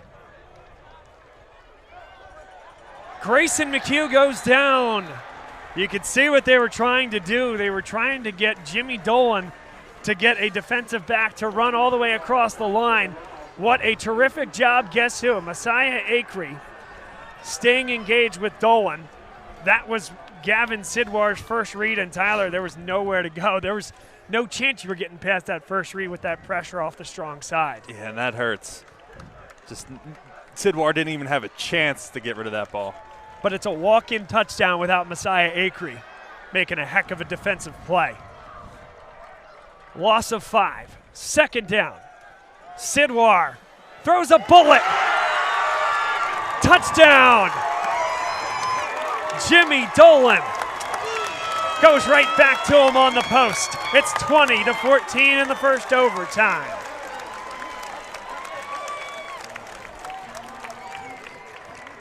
Sidwar bounces right back from the sack, finds Dolan over the middle. Perfect ball right on the numbers. And you have to feel good for a young man like Jimmy Dolan, who was a huge part of the offense as a sophomore. That role has only diminished. 21-14. That role is only diminished not due to anything he's done wrong, but because younger talent has come in, this terrific junior class behind him, and he's continued to work hard, be ready for the moment, and makes the biggest catch of the season thus far. Got to give it to Heck, too. Comes in, not expecting to be the starting kicker tonight. 3 for 3 in extra points. And that is a massive one, too. How about our guy? Our guy, the voice of Temple football. Sorry to interrupt. Harry Donahue checking in. Checking in from Avalon. And even Harry says, what kind of call was that? I don't know. I don't know, Harry, and I don't know that the St. Joe's Prep coaches are going to sleep well tonight if this doesn't go their way.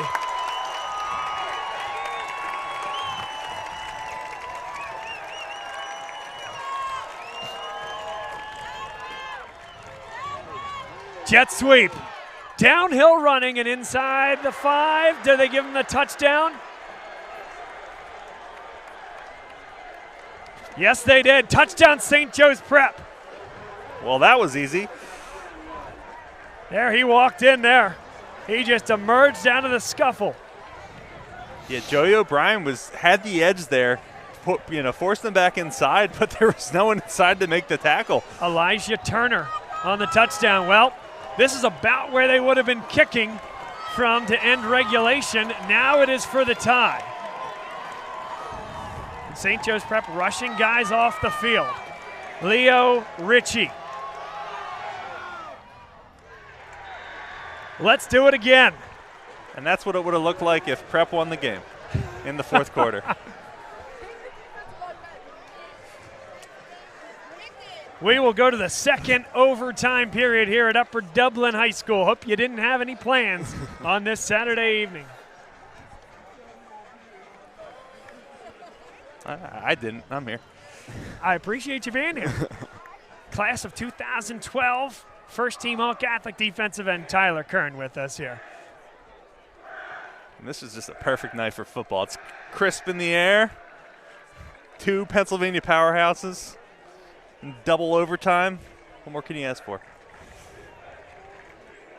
Mac checks in and says of our entire crew here at Bob Long Sports, says, best in the biz. Mac, we appreciate you.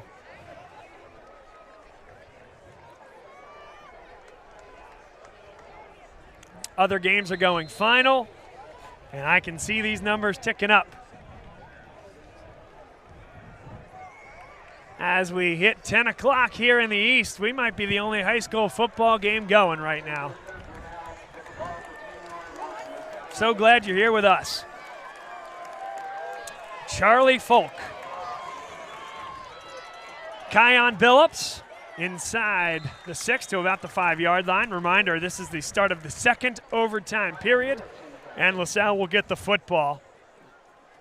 Really, regardless of what St. Joe's Prep does on this series. Really interesting. Prep leaning on the run here. They got stuffed at the end of the fourth quarter, but they know that they have the talent and the bodies to get into the end zone.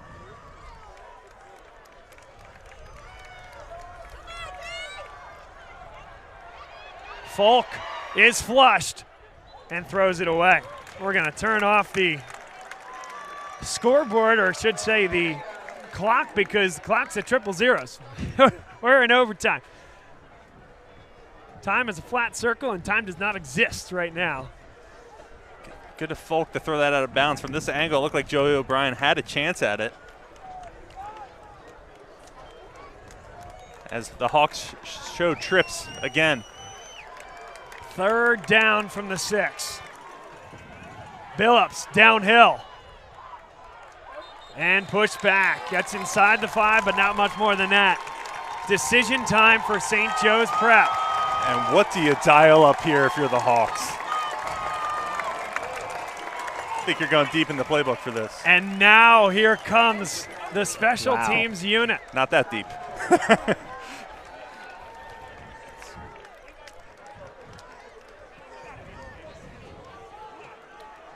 Leo Ritchie, he's been perfect here tonight. Punting, kicking off into the end zone, and the 3 extra points. This will be from 22, middle of the field. Nobody sitting here tonight. St. Joe's prep for the lead in the second overtime, and it'll be 5 yards further. Interesting. That's all I have to say about that. They do have a timeout. They could have taken a timeout there had they chosen to. Maybe it's a little more accurate from further out. 27. Still well within Leo Ritchie's range. The next in a long line of great St. Joseph's Prep place kickers. For the lead, Ritchie. Good. 24-21. LaSalle football with one set of downs to win the football game. Hawkins was a foot from being a hero there. Almost blocked it.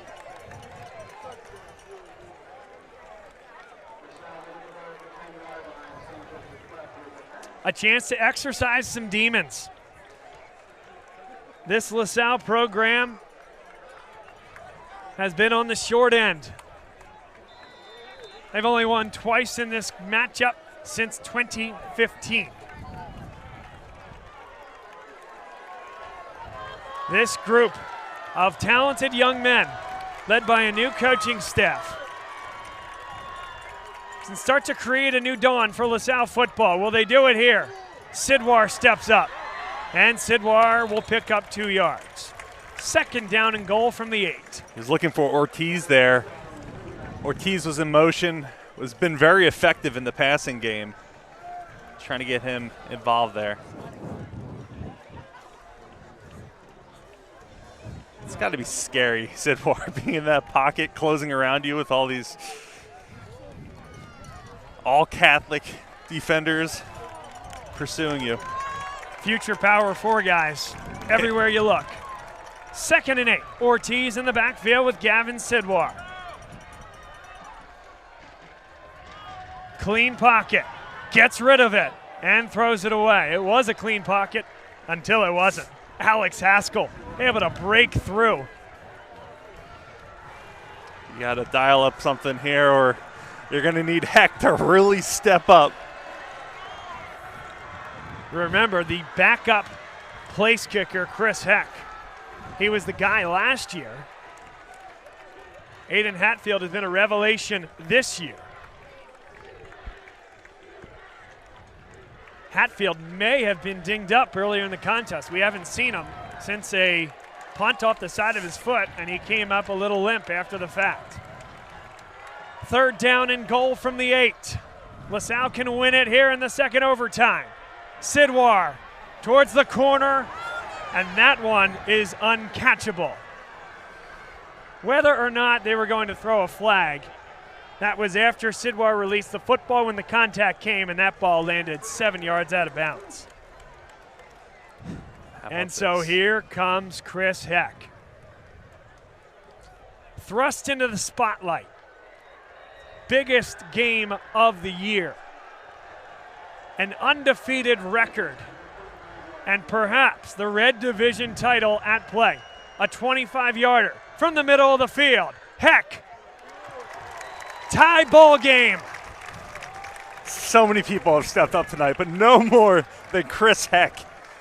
Ice in his veins on this chilly October night at Upper Dublin. Chris Heck ties the game up at 24 up, going into our third overtime. I really don't mean to alarm anyone.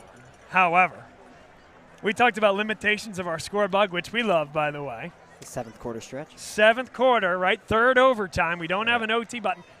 I regret to inform you that we only have 8 periods to choose from. So it's scripted. It's It's scripted. There, we can't go beyond it. So it'll be.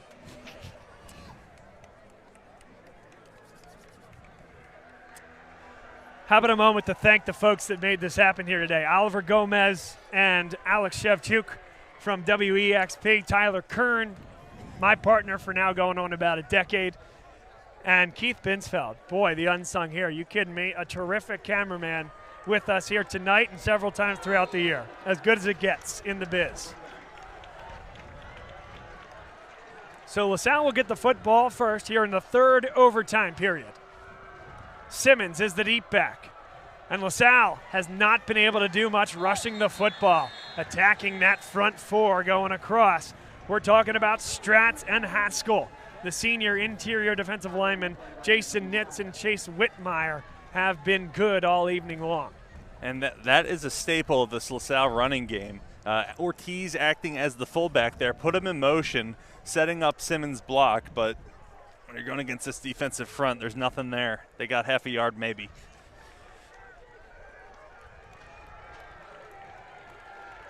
JP Oates out on an island, closest to us.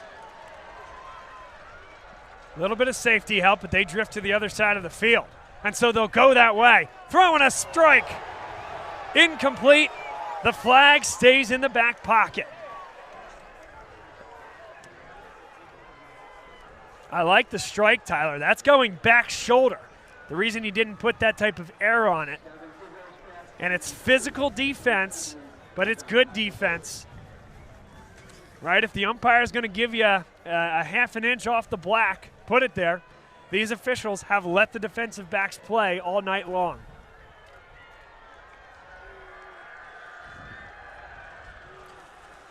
And you got to imagine they're going in the air here.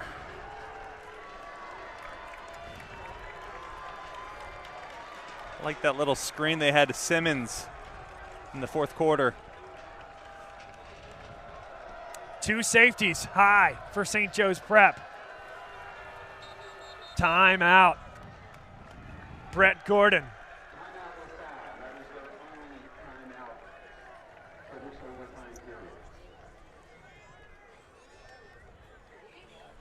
Nobody's left. Why would you? Oh, yeah, the viewership's only grown too. Cracked 3,200. Sold out days in advance. Only a very limited number of tickets were made available. You think there were scalpers for this game? Let's hope not. $10 high school football. So let's put this in perspective as well. Philadelphia Catholic League is playing for a regular season title, right? And the reason for that is the Red Division is made up of teams from 4A, 5A, and the 6A classification. Because of PIAA state playoffs and how early you need to get going in district play, they don't have time to play a regular season through to the end of October. Then A-League playoffs. Then district playoffs bifurcated by classification. And so what we might be looking at right here, Roman Catholic Bonner Prendergast have something to say about it, but who's going to win the Catholic League title? It might be determined here tonight. Sidwar drops it off, got to make one miss and doesn't. St. Joe's Prep has been really good all night long in the open field. Roman Colabardino in on the stop. I don't see Heck coming on yet.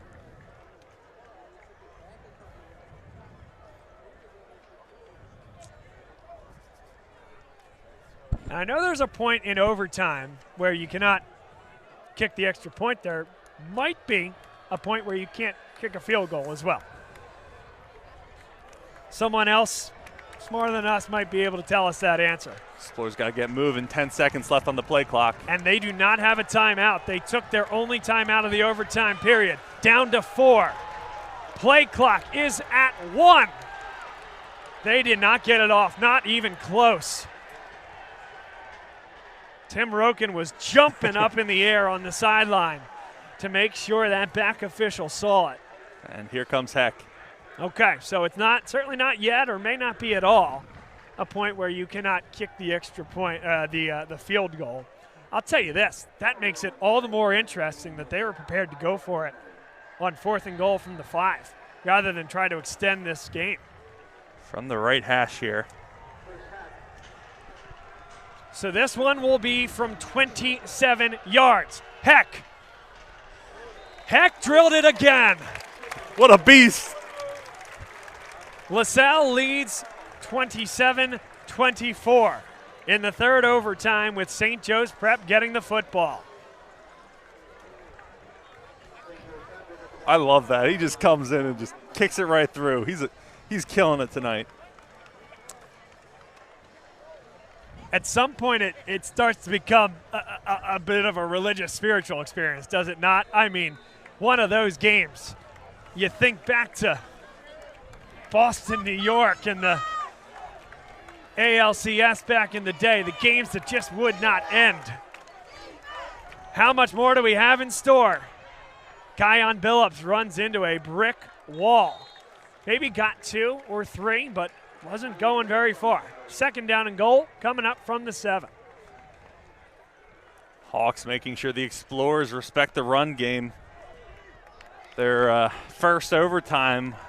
second overtime walked it in easy.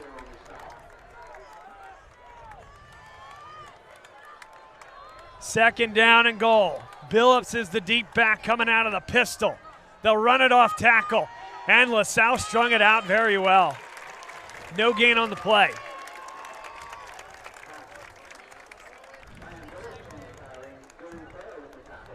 And that is a zone blocking scheme for St. Joe's Prep. LaSalle able to knife their way through. Dylan Clare on the stop. A timeout on the field called by St. Joe's Prep. Injury. I beg your pardon. Thank you, Tyler. So they'll keep that one and only timeout.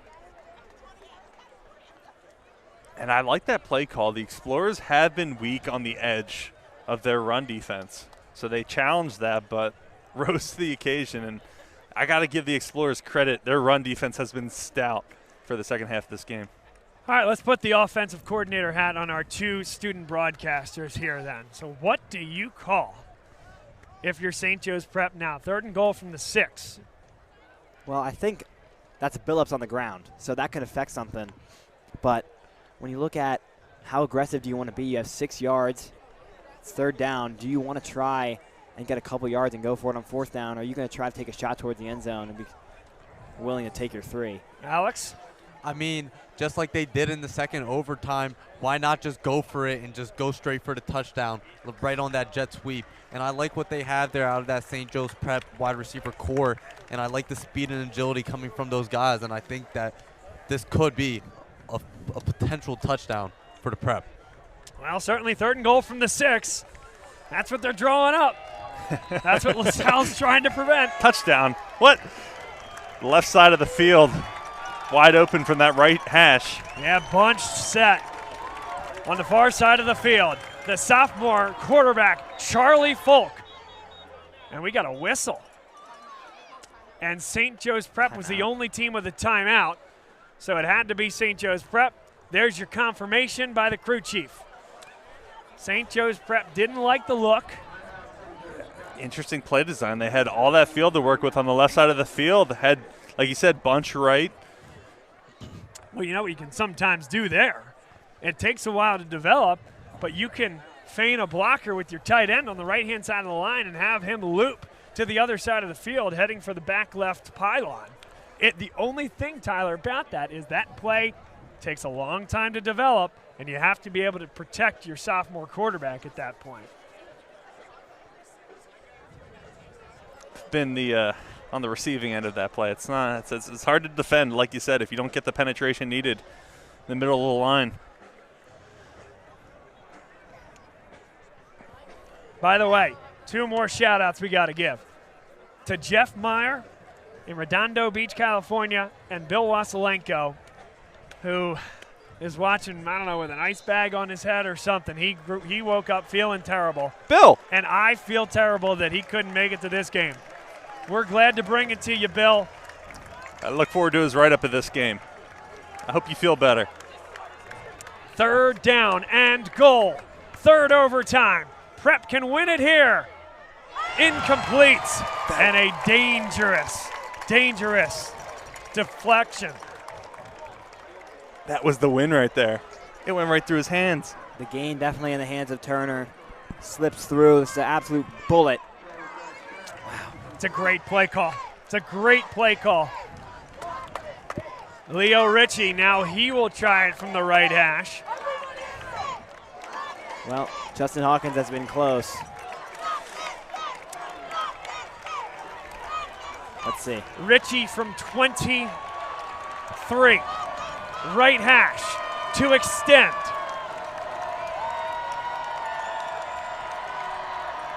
Good hold.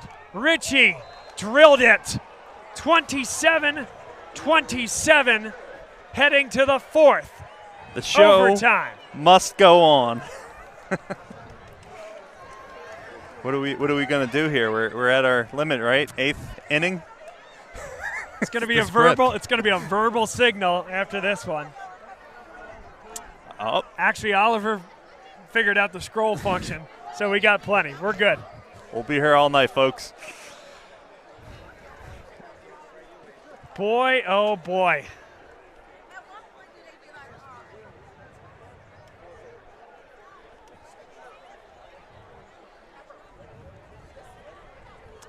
What a game. Thanks for being with us, folks. All we can say. Want to thank our sponsors here tonight, the Riley, Rakowski, and Malloy Funeral Home, E&M Insurance, CJO Design and Construction, Great American Pub, as well as all the folks that you saw earlier, Dunphy Ford, David Seawee, Patrick Donahue, Keith Binsfeld. Big part of what allows us to be here tonight.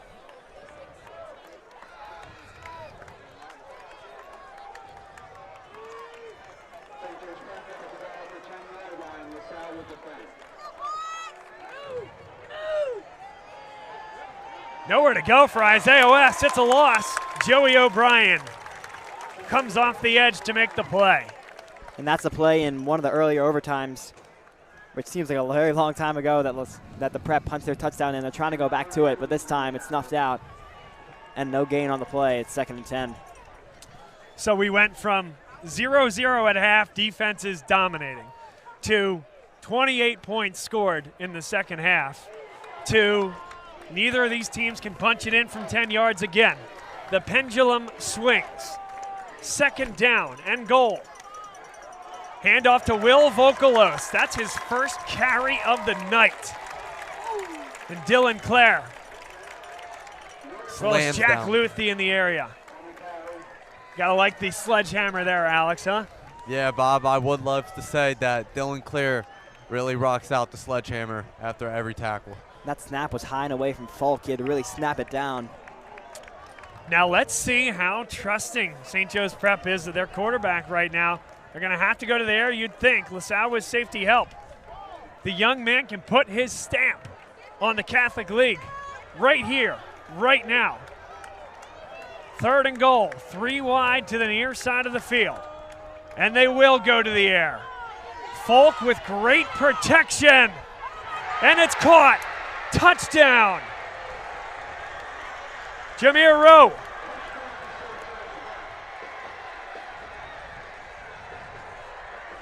And just when those plays develop for so long, you know, your receivers have to develop their own routes, and he just found a nice gap in that zone defense.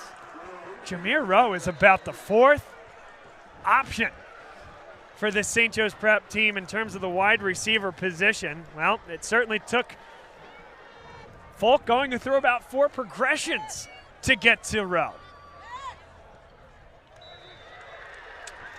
34-27. And the gauntlet has been laid for this LaSalle offense. They'll have 4 downs to match.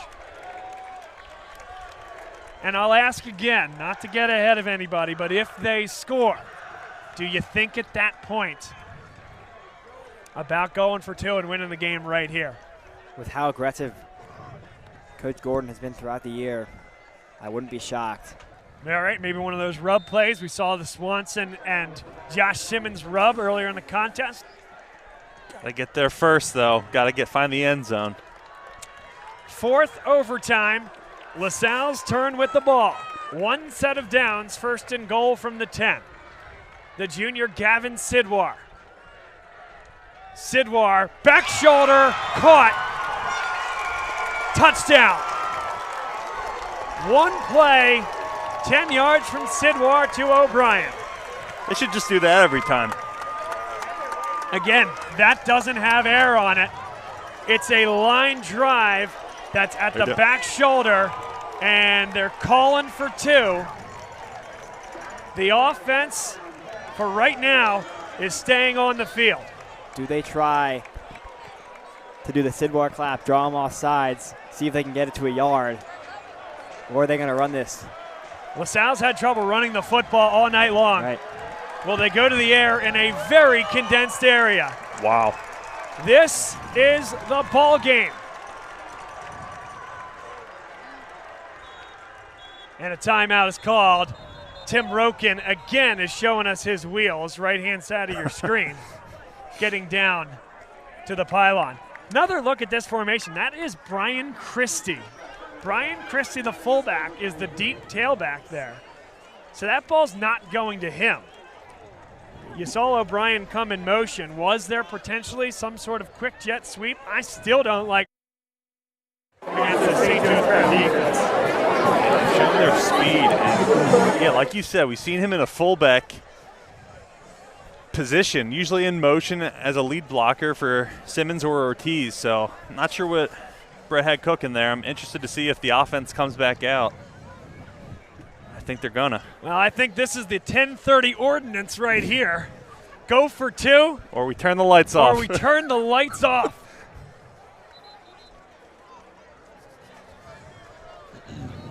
The party must go on. Here comes the offense. Wow. LaSalle has the football, going for two. This will win or lose the football game, and again, it will be Christie as the lone deep back. Ortiz is on the line of scrimmage. Here comes O'Brien. They're going to hand it off to him. He's going to try to throw it back, or maybe he'll take off with himself. Is it caught? Is it not? Touchdown! Ball game, LaSalle. One more look. It's a tip and a diving catch. What did we just witness? That is going to be the best high school football game of the year. Best one in a long time. Des Ortiz makes the catch on the two-point conversion throw from Joey O'Brien. Looked like the pass was originally designed to go to Sidwar. O'Brien didn't see it, went to run it in himself, had the foresight to realize he wasn't past the line of scrimmage. He got it out at the last second. And Ortiz must have made a diving catch. I wish we could have seen that angle.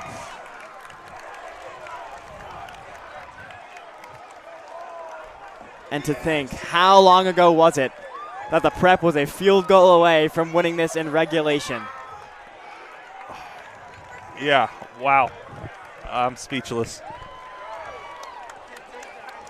I've never witnessed anything like that on the high school level. That was, I don't know how the Explorers pulled that one out, Bob. Absolutely unbelievable. Stay with us, folks. I think it's a pretty easy decision.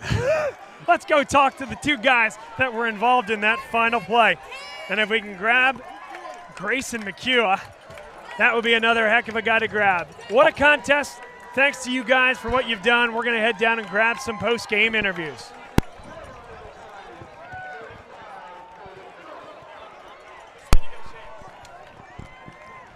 Well, boy, oh boy, what a finish here. Boy, oh boy, indeed. Just making sure you can hear me with this wireless mic. I'm going to run down now. Alex, you go ahead, partner.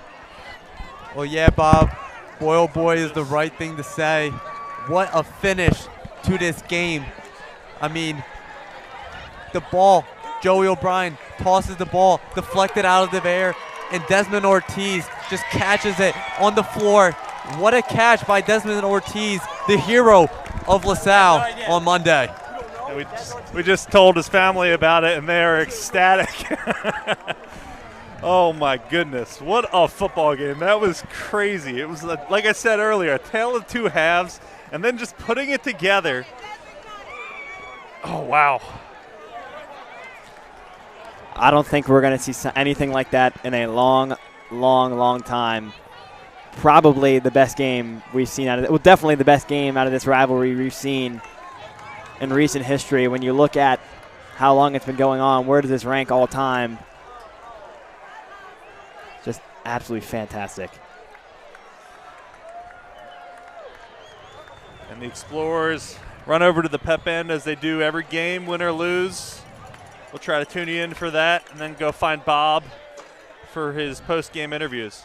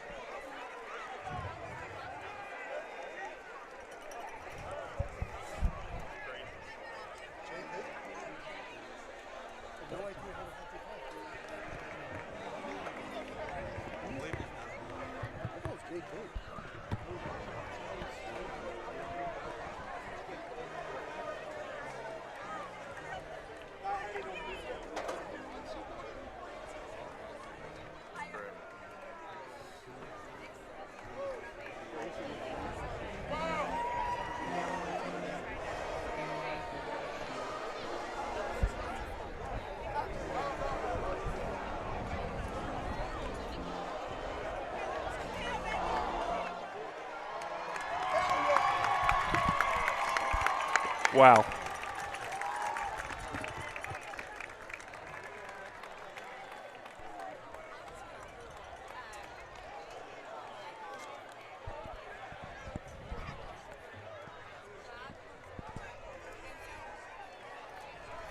Got Bob down there. The coach will break him out.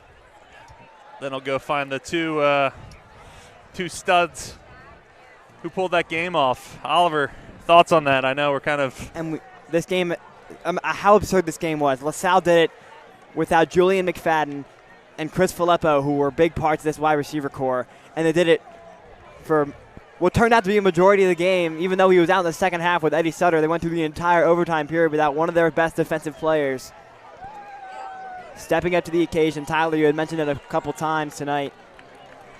Everyone wearing gold stepped up tonight.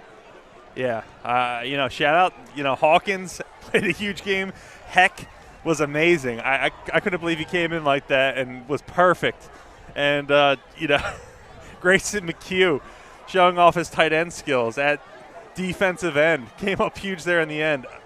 Still don't understand why they didn't take the field goal there.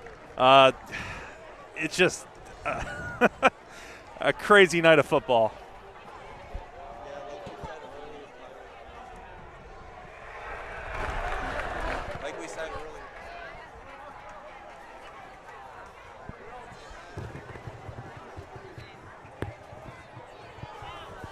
Like we said earlier, Tyler, that the prep coaches might have a hard time going to sleep if they did not win this football game here. And it appears like it might be the case here. And what Brett Gordon has done for this program over the course of his first year cannot be overstated. This team has new life, and it was really amazing to see them pull it off after St. Joe's prep has just been dominant for so long, and I cannot wait for this second meeting in the playoffs as we see the Explorers. They're a little excited over there. Explorers student section running underneath us, some of them shirtless. This 60-degree weather.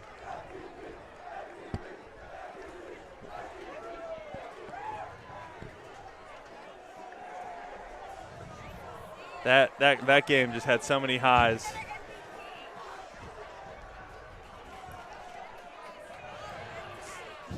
Our fearless leader, Bob Long of Bob Long Sports, is still trying to get to Coach Brett Gordon, as I assume quite a few other people are as well.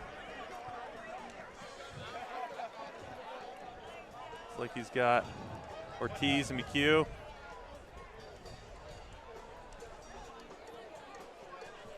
Boyan.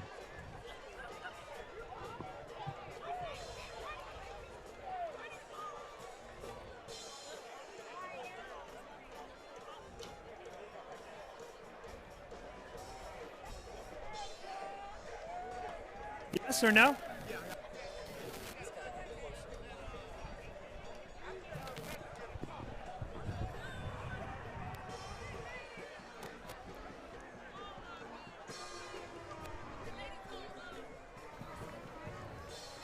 Let's go a little closer. Thanks, guys. I tell you, we lost Joey, but that's all right. Here soon. Guys, one of the most unbelievable games you'll ever play at any level. I want to start with you, Grayson, because part of the reason that we're standing here is you intercepting the football in the dying moments of the game. You're a former tight end. You got some ball skills. They're still working. That.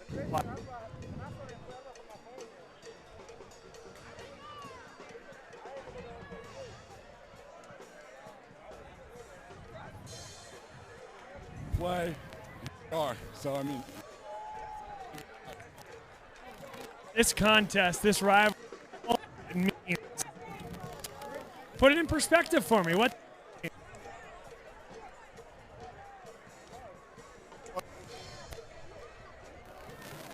Des Ortiz, like being on that one again, that's just incredible.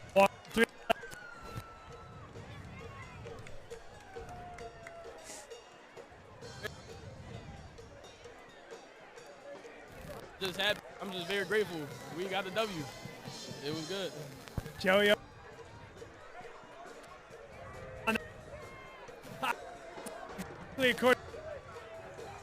You play. So usually I get yelled at in practice for overthrowing Gavin or underthrowing him. So I told him I was gonna be like Lamar Jackson. Tried it. I JP and I was like, why not? Let me. And when that ball.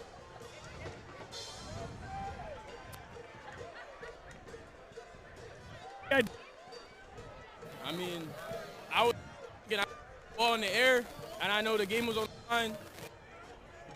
Made a play. I ball, so yeah, I gotta give credit to everybody else. You know, everybody. It was a team effort, so you know, that's what. Yeah, LaSalle.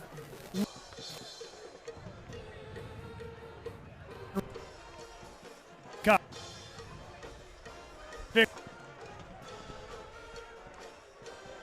Joey O'Brien, Grayson McHugh, Desmond Ortiz. All right. I think that's it. Unfortunately, there's some technical difficulties there. But, Oliver, you did a great job calling play-by-play last week. I'm going to let you close this one out. All right, everybody. One of the best high school football games you're going to see this year. One of the best high school football games we've ever called. LaSalle comes on top of the rivalry in 2024. We're going to have one more this year later in the season as we head towards the playoffs. But tonight, it's LaSalle winning 35-34. We will see you next week. Good night, everybody.